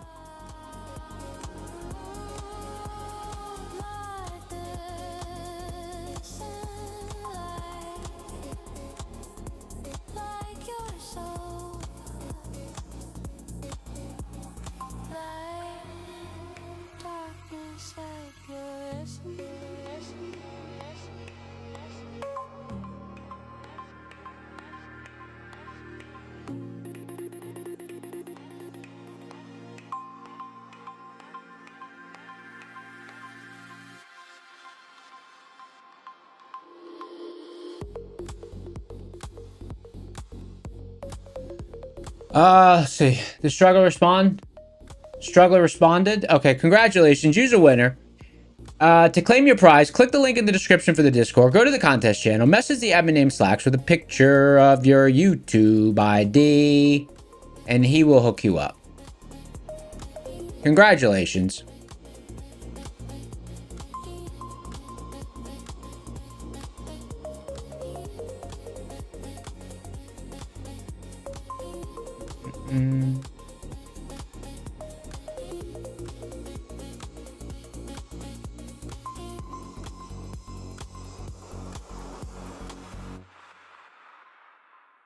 Oh, Mike was asking why I didn't long hair. I was watching the tape. First of all, I mean, it feels like 60% to me. Not quite enough. Number one, didn't like the tape.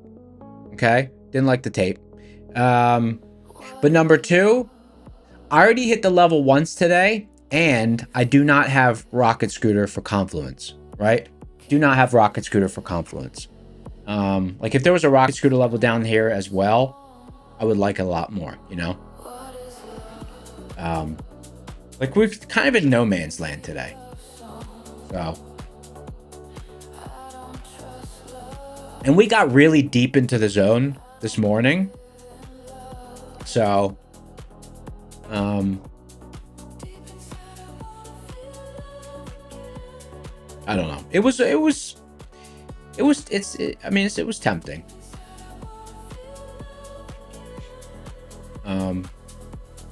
I wanted to see a little bit more aggressive buying at the level.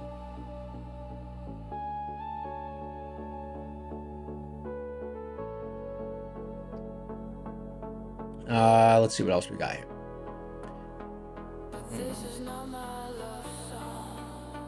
Based on the name, he needed it most, right? Congratulations. All right, let's do a prop account. Let's do a prop account.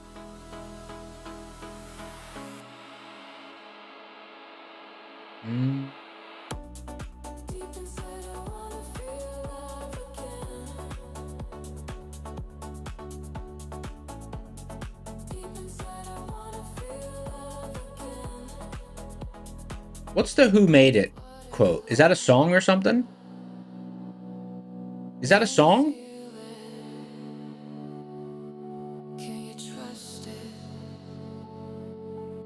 That's a song called Just Prop It?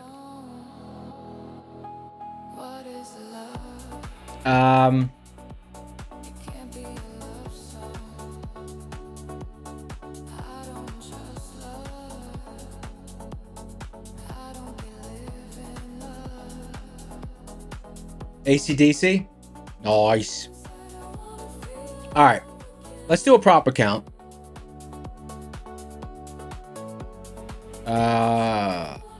Funded next 25K rapid. Funded next 25K rapid.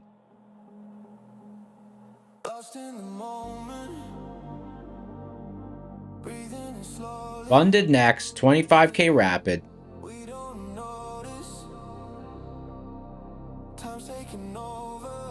$200 likes. Let's get some suggestions on the code word. Suggestions on the code word.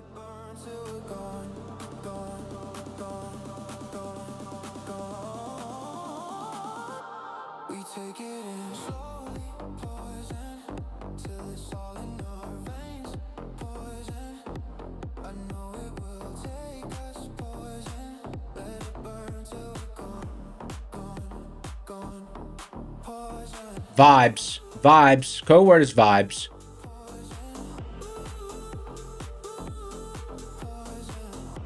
Vibes. Reset tool.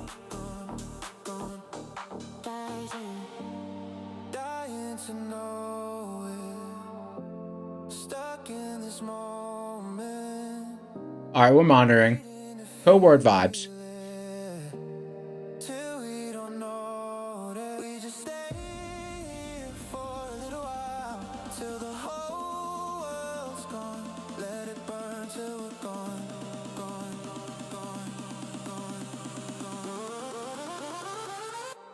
We take it in slowly, poison, till it's all in our veins, poison. I know it will take us, poison. Let it burn till we're gone, gone, poison. Poison. Poison. Let it burn till we're gone, gone. Poison.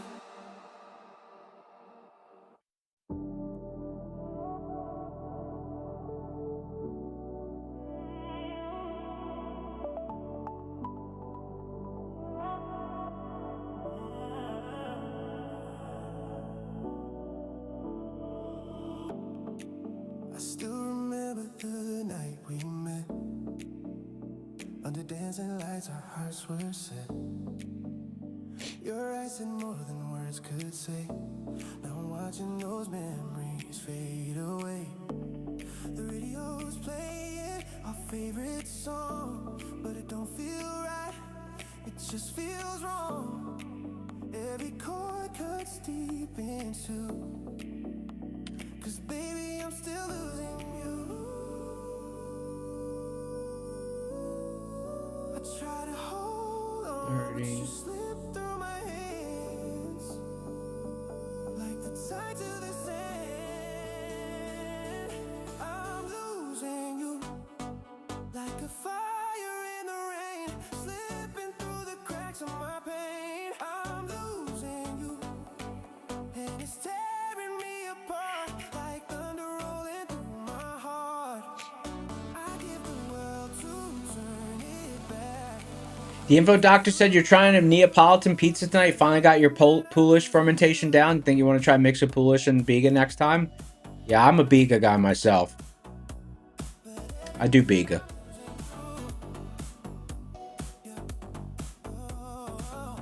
Andre said, "What's my perspective about the charts?" I mean, we really only have one zone on the charts, and it's this seed zone right here. We did just bounce out of it. It was an acceptable entry, but to me, someone asked me about it right as we approached the zone. As I was watching the tape, it felt like 60%. It felt like a 60% probability. I have like a mental scale. You know, it wasn't quite. I didn't quite see what I wanted to see. So,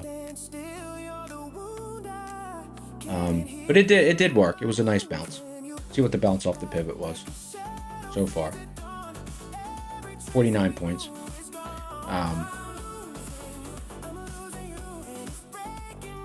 Mac Dabrowski said, "Can I explain what and why I'm examining, why I make that 60% decision?" Unfortunately, that is something that's like, it's hard to, it's kind of just mental recall around reading the tape. You know, I mean, I could have taken it with smaller size, but,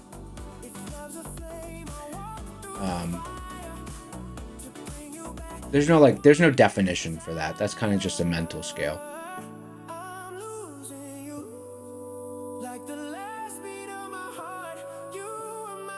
It was a nice reaction there. Part of it was I didn't really see. I thought maybe we'd see some more volume come in there.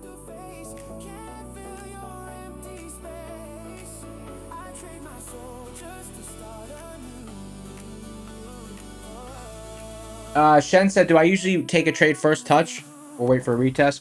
Usually on the seeds level, it's the first time it's been traded in regular session.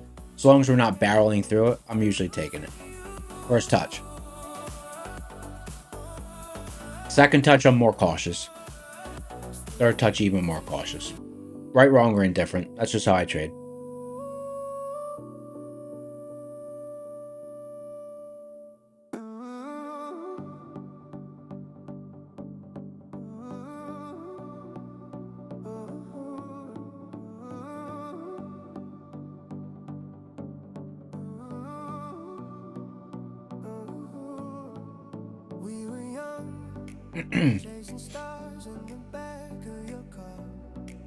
Vibes.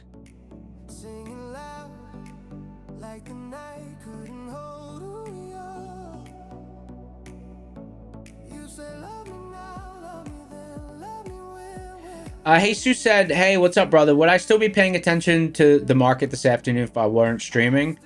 When this zone was this far out of bounds, probably not. No,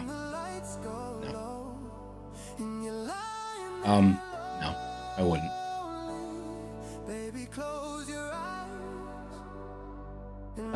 Okay. Now, not every session's like that, but it's like, you know, we're in this huge stable block. We didn't have any rocket screw to levels that I could trade off of in confluence, so no. Like if there was a rocket screw to level right there as well, and then I probably would have been sticking around trying to see if we get another interaction, read the tape. But When it's seeds only, and I know that the edge is better when there's a rocket scooter level lining up with it, that's more, I'm more interested there. Scott X said, was there a trade earlier? Yeah, it was at the zone. I could just, you could see the entry. It was at the same exact zone.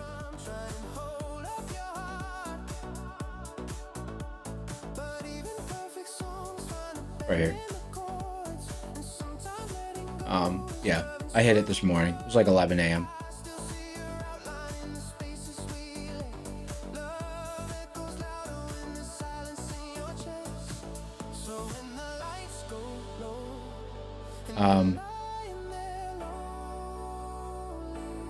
But I mean, I'm pretty good at sticking to my plan, even though I've got the charts up in the afternoon when the session is not that fruitful. You know, it was a nice reaction there, though. It was a nice reaction there. Just wanted to see a little bit more aggression. The candle I was watching most closely, and I was watching the tape most closely, I can mark it out, was, where is it? This candle right here. That one.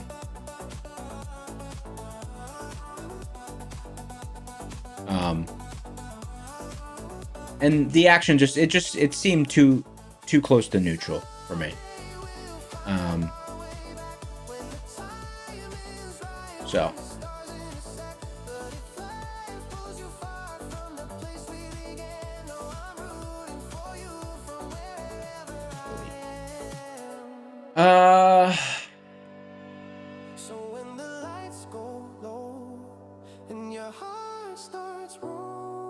Random saying, you couldn't imagine being stuck to lines that don't show up every session. I mean, algorithmically derived lines will change when there's action around them. Because liquidity environment changes, you know? It's not just support and resistance, it's liquidity-based pivots. They'll change every session. If there's been interaction in the area.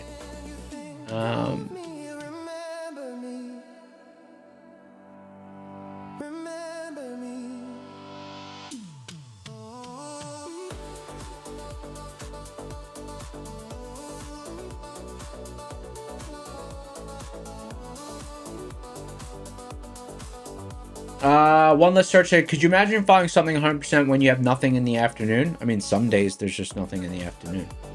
I'm not going to go out and like, it's like, you don't always need to have something. Like, if there's no setup. I'm like, I need to find another strategy so that there's a setup every afternoon. You know, it's just not my vibe.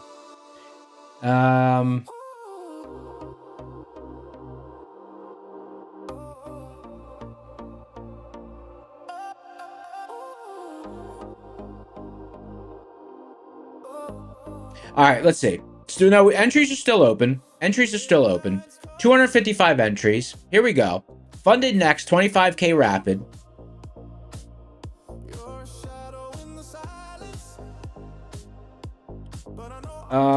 Giveaway. All right. It's 3:20. 7. It's time for the giveaway. 7. Let me see how many people are in the house. Can you guys smash the like button? Smash it. All right, giveaway time. Giveaway. Prop account giveaway. 25K rapid. Funded next. $1,500 target. $1,000 drawdown. All right. Here we go. 7, 6, 5, 4, 3, 2, 1.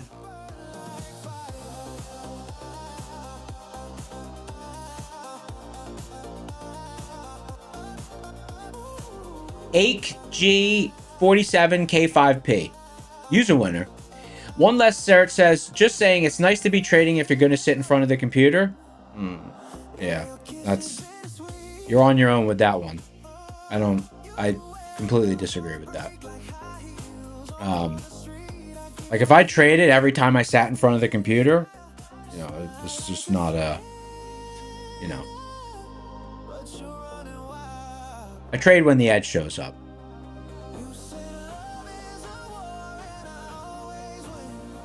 AG47K5P. Use a winner. Where you at? Where you at?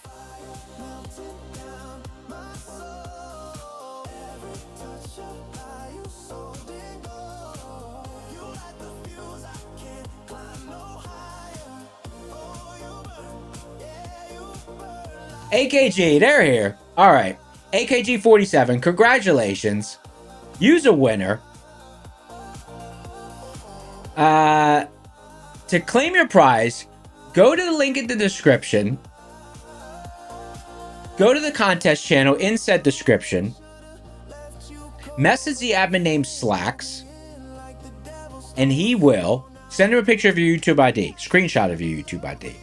He will hook you up. Nice.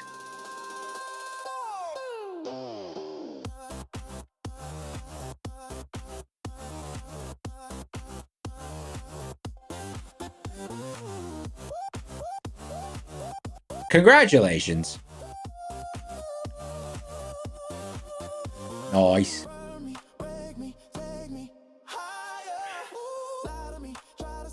Explain the seeds levels. The seeds levels are derived algorithmically from basically a micro-analysis of the relationship between price, velocity, and volume velocity. The simplest way to explain it is resistance to price movement. Oops. What's going on here? Did I accidentally check something wrong? Oh, there we go. The resistance to price movement, basically how much volume it takes to move price. The damping effect of price that price has. It's an algorithm I wrote. Mara said, can you get $9.99? Nah, a dog. Hey, Sue said 2-camera lens on my iPhone, time for an upgrade. I don't know. This is fine. I don't really. So long as the phone still is fast, I'm not bothered with the camera. I have, I have photography cameras.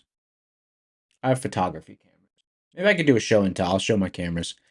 My 3 favorite cameras that I have are a Leica M240, Fujifilm GFX 50S2, and a Nikon, old school Nikon D700. But I use regular cameras. I don't really use the phone camera. Let's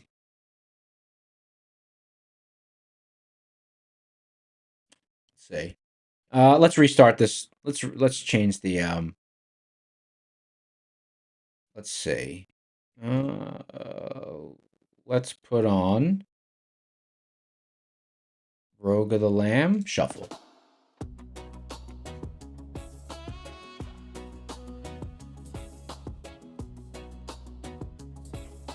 Let's see what else we got. Is that the camera from Eurotrip? I don't know. Let me check. You guys tell me. Let me go grab it.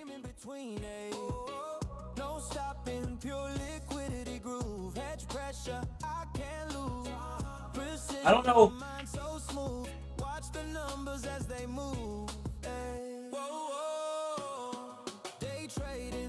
I don't know which camera they used in Eurotrip.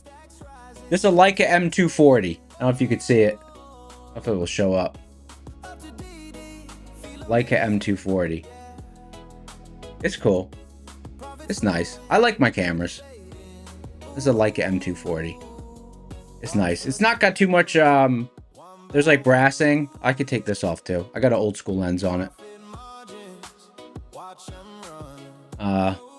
This is probably this is one of my favorite cameras. It's nice.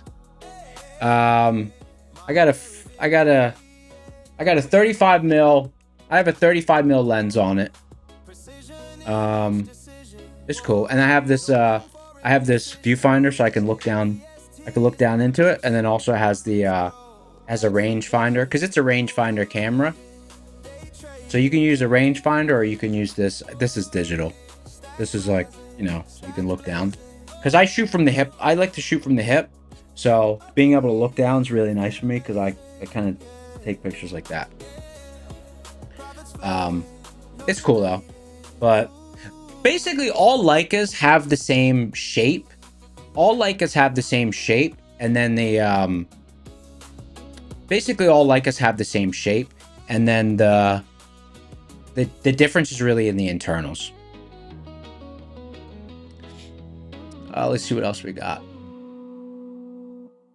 Mara said, you trade very small. How can you make a living out of it? I just trade the props for the stream.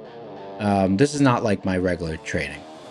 But I think, you know, one day when I'm more like used to streaming and trading everything, I'll probably start like doing my regular account as well. But like taking sizable risk and multitasking, it's just not something I'm really with yet.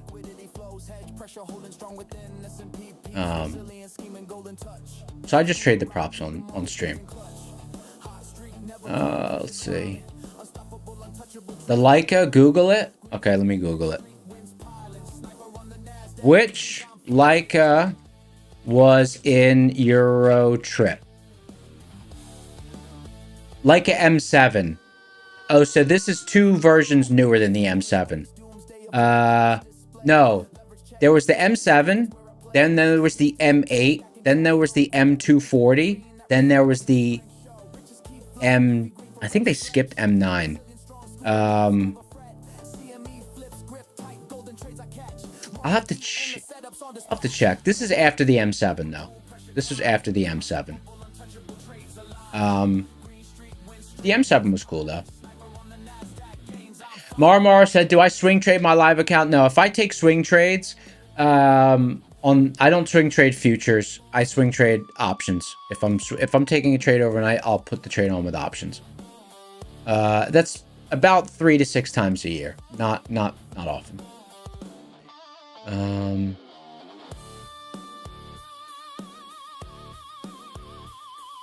Let's see.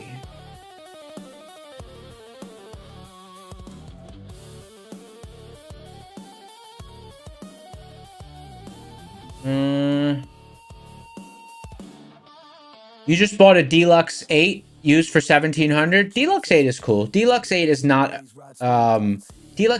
actually, that's a Panasonic camera that's rebranded by Leica. That's not an actual Leica.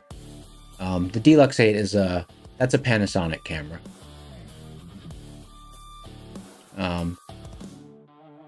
Nikon has a Leica labels a few Panasonic cameras, so the Leica Deluxe 8, that's not a Leica camera. It's Leica branded. It's just Panasonic. Let's see what else we got here.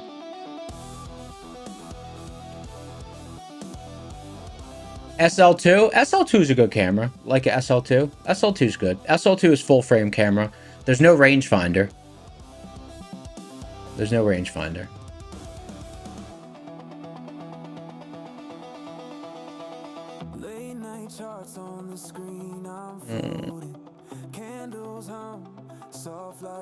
Wow, like NQ's I've been talking. NQ's really fighting in this zone. Really fighting. Look at this. Keeps fighting. Doesn't want to drop.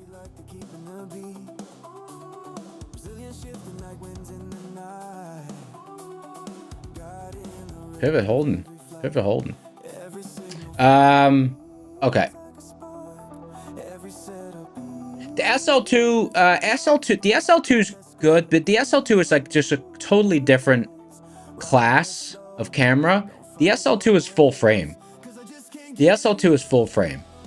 The SL2 is full frame. It's not a rangefinder camera. Damn, look at this again.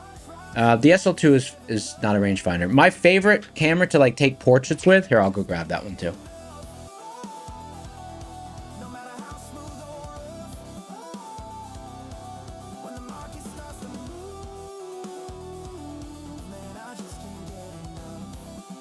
This is my favorite camera to take portraits with.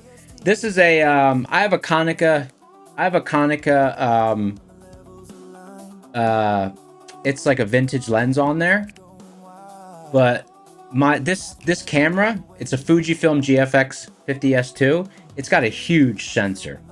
Like massive. Wait till you see the sensor. I don't know if you guys could see. Like it's giant. It's a medium format. It's medium format. Giant sensor. Really cool. This one's 53 megapixels, I think. It's a medium format. It's medium format. But it's cool. This is my favorite camera to take portraits with. Because you get a different you get a different look. And then I'd say my other favorite camera, I have an RZ67.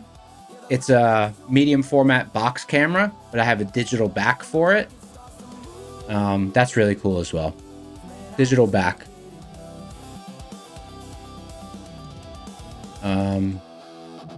Yeah.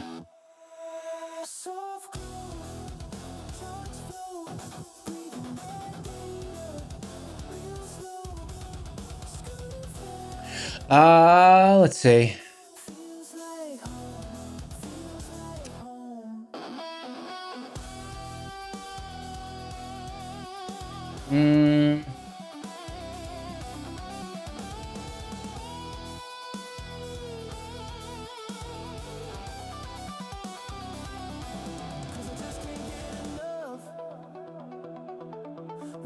Yeah, let's see.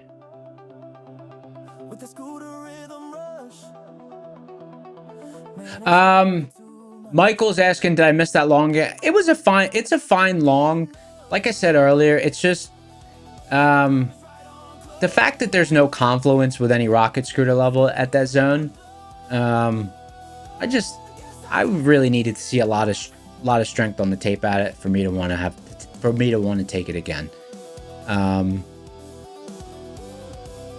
You know, it would have been a fine entry. The zone is holding. It just, I don't know. It didn't, the reaction there didn't seem very strong to me.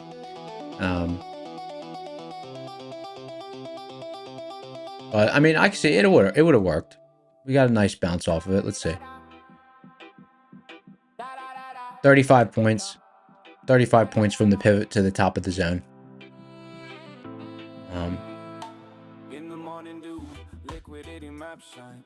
But I'm selective. I'm selective. Okay.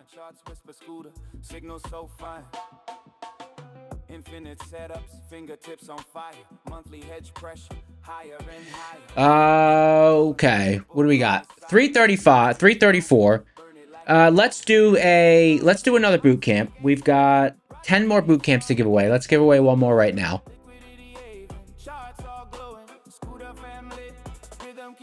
Let's go giveaway engine. All right, here we go. Reset tool. Boot camp.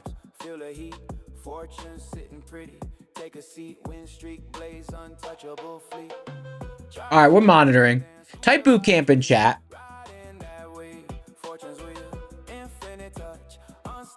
Boot camp, scoot camp. EST buzz feeling that high. Wealth unlimited, top of that sky. Gold touch range, no need to try.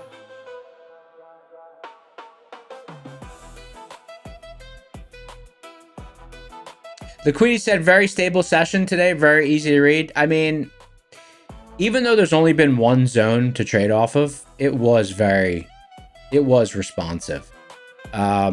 if you were here, I think it was last week or when we started to have really sharp levels, and I said, you know, I need to see 5 to 10 sessions before I start being like believing it more. But yeah, there's no denying that today was pretty clean around this level. It was sharp. It was sharp for sure. I'm sitting here waiting. A silent glow across the screen. Shadows dancing in the candles. Market heartbeat in the machine.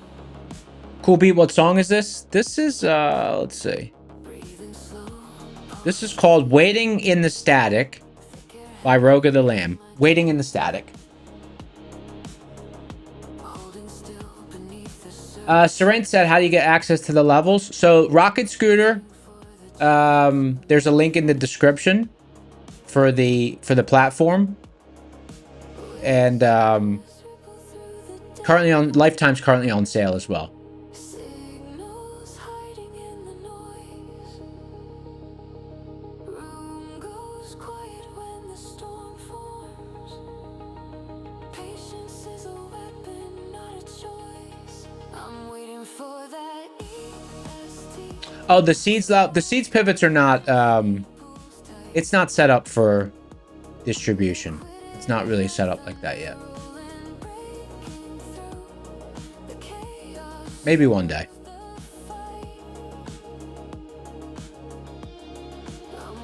Yeah, guys, type bootcamp in chat. We're doing another bootcamp giveaway.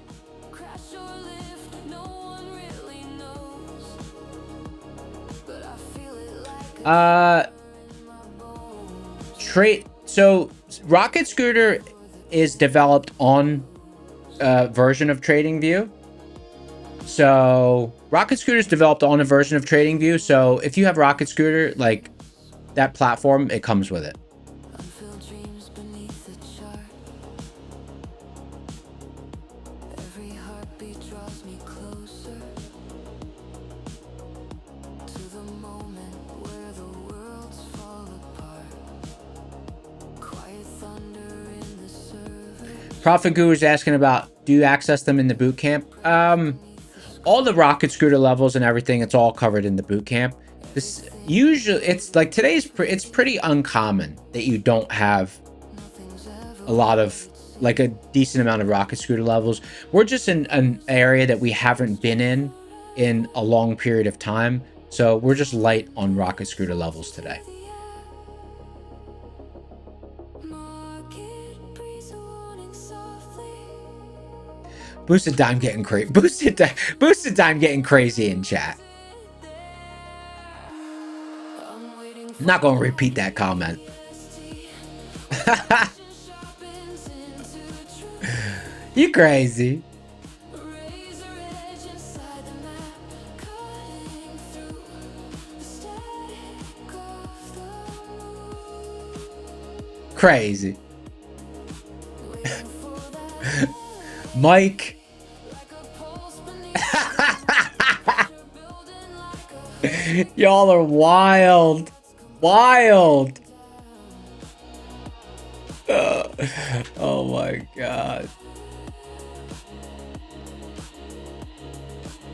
and if the cycle breaks me, let it break me wide awake. Sometimes faith is just the courage to hold steady while GT408 said, is the barley coffee on Amazon good to buy?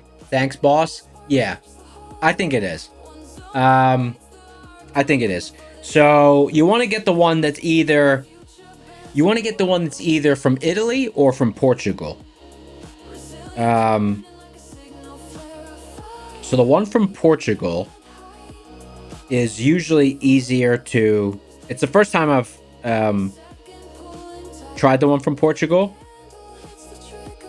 But the one from Portugal is good. It's called, and it's actually by Nestle. It's just like the packaging is in Portuguese, but you know, it's from Nestle there. If you type in Nestle Pensal, Pensal, decaf instant barley coffee.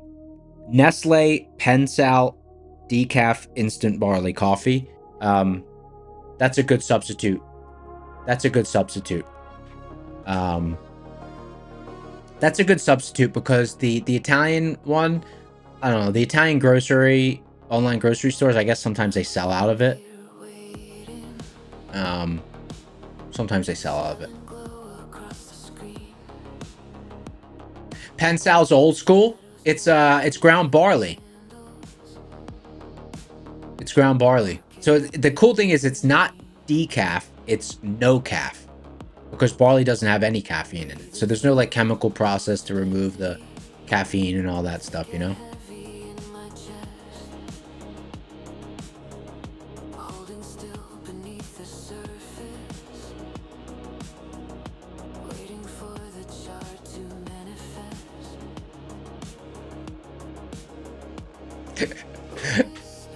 Lewis says, what's a great caffeinated coffee? I don't know.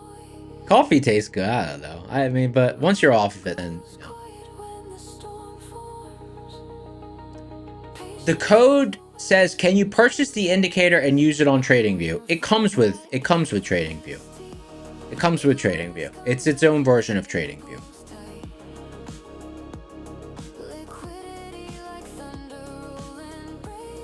You love coffee, took you forever to get off of it? Yeah. I got insomnia for 7 months. 7 months.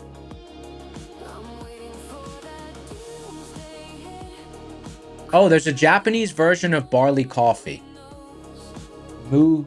Okay, let me see. I'm gonna Google this right now, and I'll save the Moo. G. I. G. Mo. Yeah, but is it tea? Is it tea? Oh, I see. Tea made from roasted barley grains. Okay. I'm gonna try this. I just bookmarked it and I'll research it tonight and I'll order it.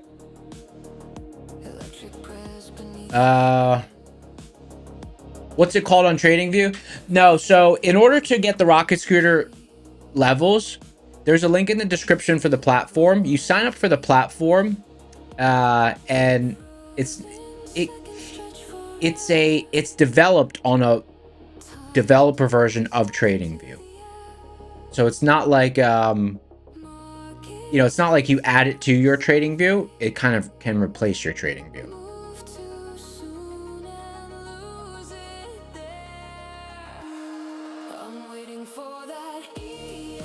Put a link to purchase the indicator. Yes, it's in the description. It's in the description, but it's rocket.place.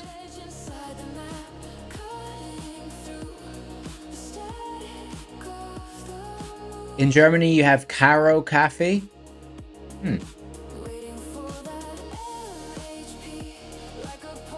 Caro Cafe. Look, I'm getting all this great information from you guys. Caro Cafe.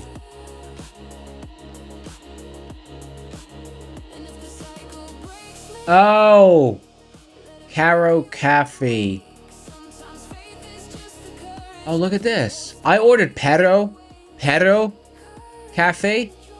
I didn't know they had Caro. It looks very similar to the one I ordered. I'll check that one out too.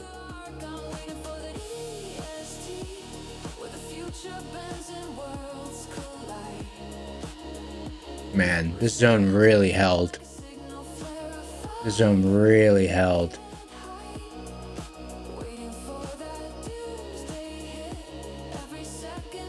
Held all day. Okay. So it's a different platform you can use, not use it on TradingView. No. So that's correct code. So basically, so this platform here, I'll just move it. Oh, I don't want to move it, but this platform. So you can see it, like, it looks similar to TradingView. See, it has all these, the drawing tools similar to TradingView and stuff. But what's going on inside the charts, what's going on in the indicators, this is all, even this, the thing to the left of the agenda above me, the liquidity map, that all shows up in the platform, but the platform's built on a developer version of TradingView, but it's not actually TradingView.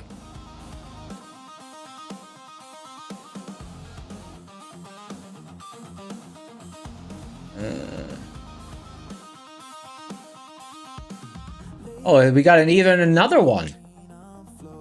Lupin. Look, I gotta check out all these different drinks. Anything non-caffeine that's like I gotta check that out. Loop, B, Nen, Cafe. Okay, I got that one too. Sweet Rose. Okay, this is awesome. I'm gonna check all these things out, and then I'll report back to you guys. I'll also report back to Mike H, because Mike H is also trying out different substitutes.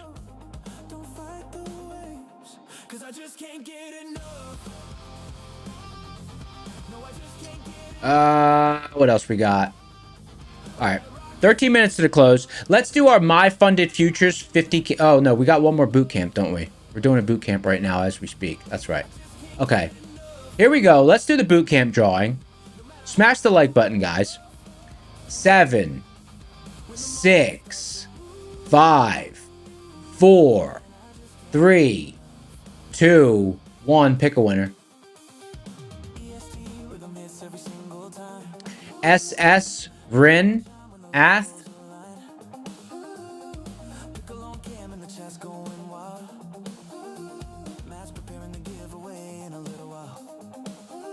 Congratulations, you won. Click the link in the description for the Discord. Go to the contest channel. Message the admin named Slacks with a picture of your YouTube ID. He'll hook you up. Congratulations. There is one more prop account giveaway. Let's juice up the likes. It's giveaway time. Let's get the likes up to 300 real quick. 300. We just need 48. Let's just juice that up real quick.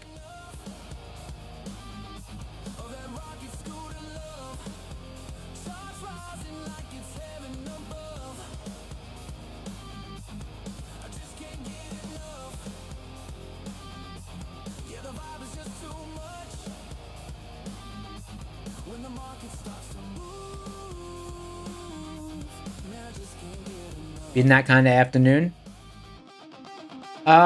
Code's asking, yes, it's a monthly subscription. There's also lifetime available. Lifetime's only 2,500 right now. Yeah, but yeah, you have the monthly, and you have, they have an annual as well, I think. But monthly and monthly is definitely the most. Monthly and lifetime, the most popular.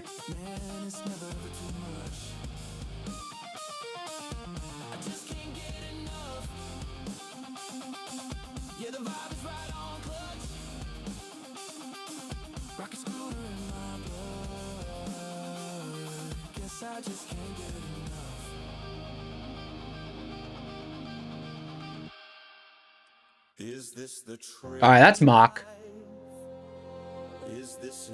All right, let's get some suggestions for the code word. It's giveaway time.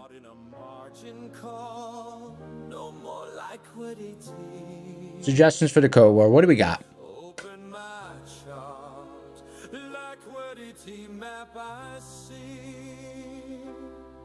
I'm just a full porter, I need no sympathy, cause I'm easy win, easy blow, highlight, equity low, anyway resilience goes, doesn't really... Ooh, I'm hungry. So, I'm hungry. Can anyone guess what it is? Can anyone guess what it is? I'm hungry. Guess what it is. Just blew my gains, put my full account on green, now the candle turned up C. Snackage. Sushi. It's sushi. It's sushi. Even though I'm not going to eat sushi today, it is sushi. Code word sushi.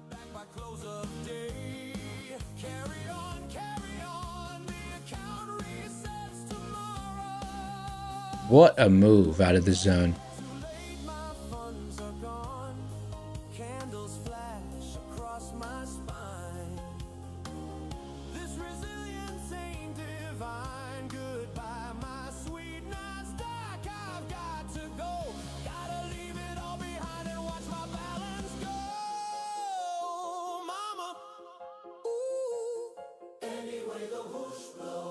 Sometimes wish I'd never traded at all.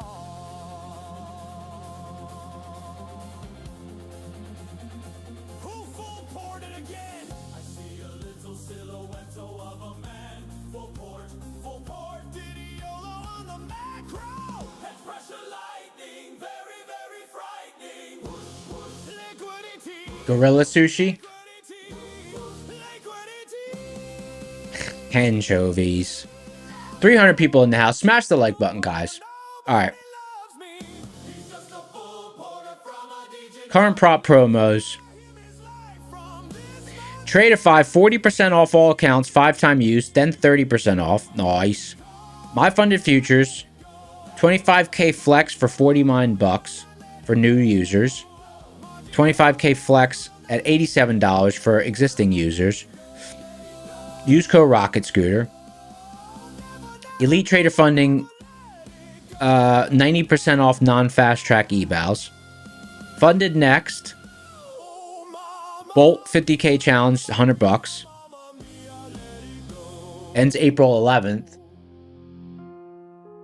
Futures desk is out. Take Profit Trader, 40% off. Nice. Phidias, 50% off 25k statics. 60% off fundamental and swing evals.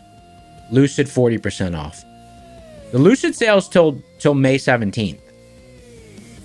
Summer is upon us. Summer is upon us.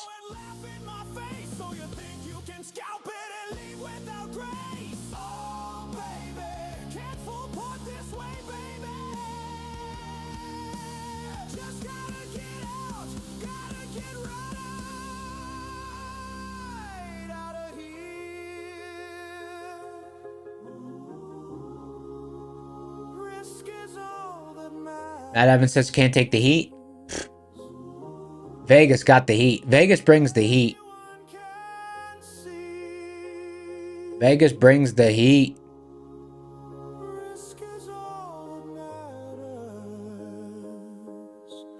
That's the only way to be free.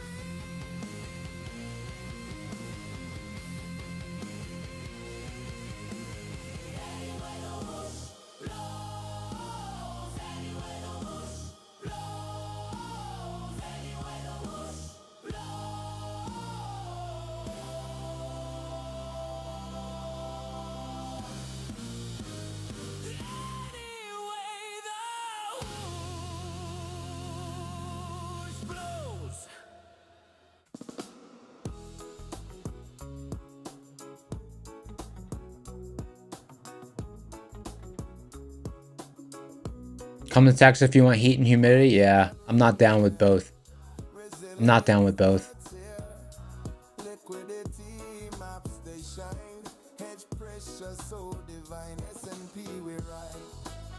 Blown Cop Car said, do I think NQ will bounce down from open? I mean, open is a high open. The open is a liquid spot.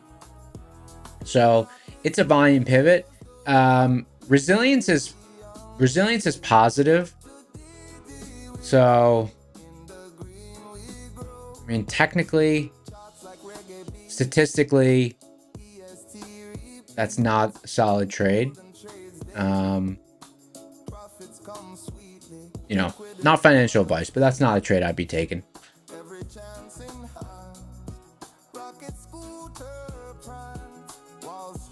Oh, Matt Evans lived in Vegas. That's cool.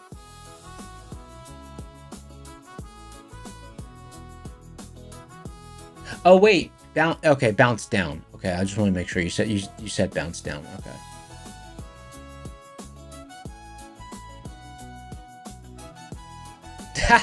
Mike H said the desert fish slaps.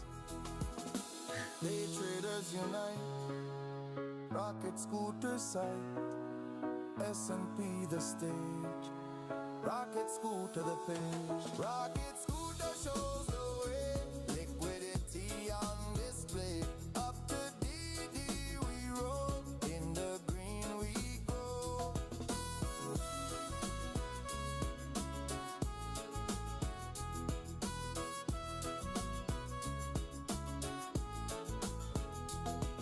Matt Evans used to deal on the strip. Would you deal cards or the dirty stuff?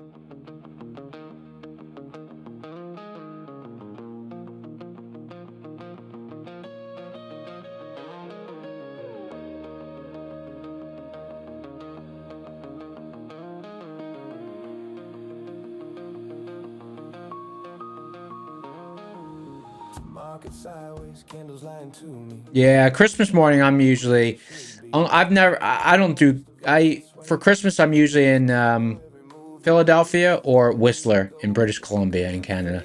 I go to Whistler for Christmas every other year. They don't say much.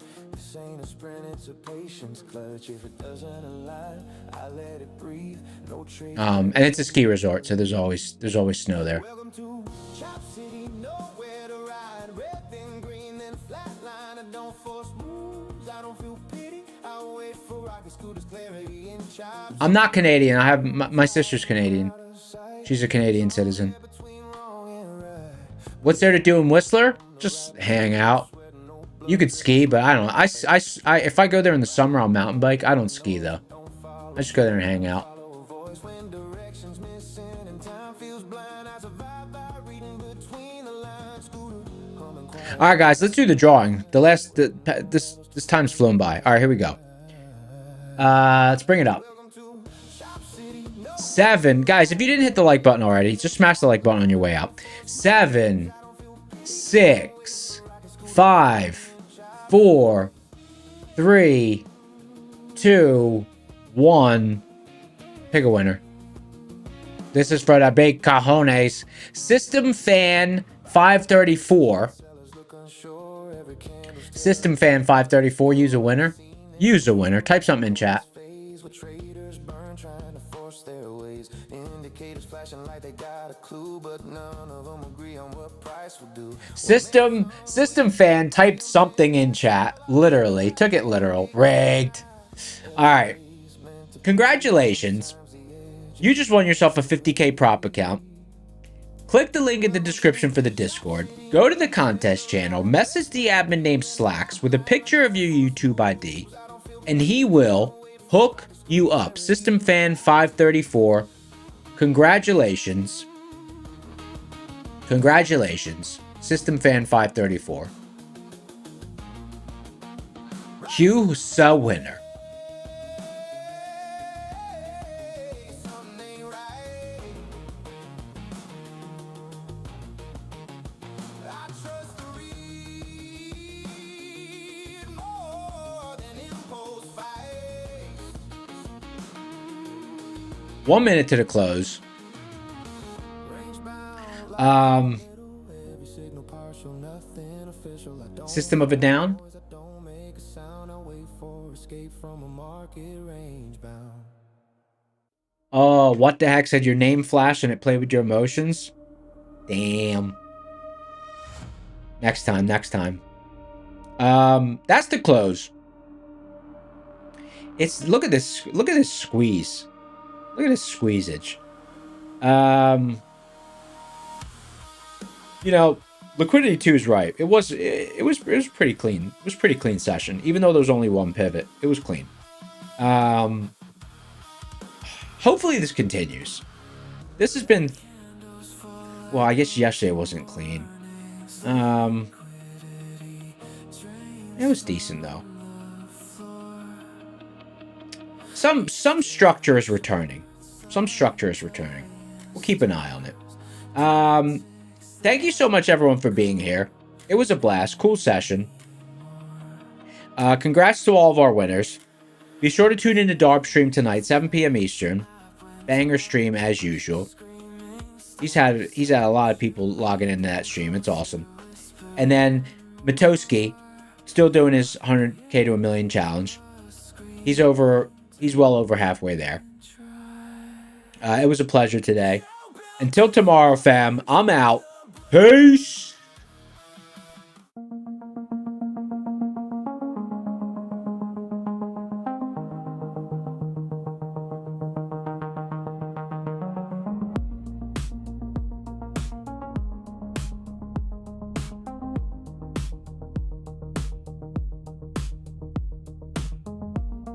Screens glow like city lights, heartbeat caught in the candles rise. Ticks drift through the static haze, future whispers in dead waves. Charts breathe, pulse of cold, echoes where the numbers float. Every tick a breath I chase, lost inside this market space.